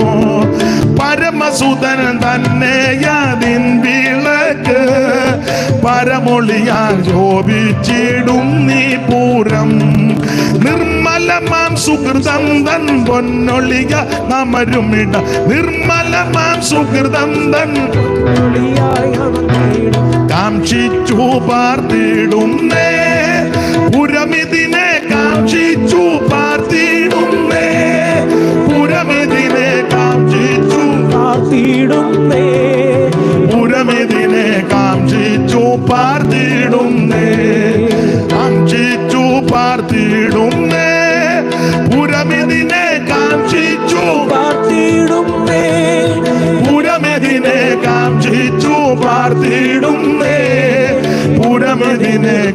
കാക്ഷിച്ചു പാർത്തിടുന്നേ.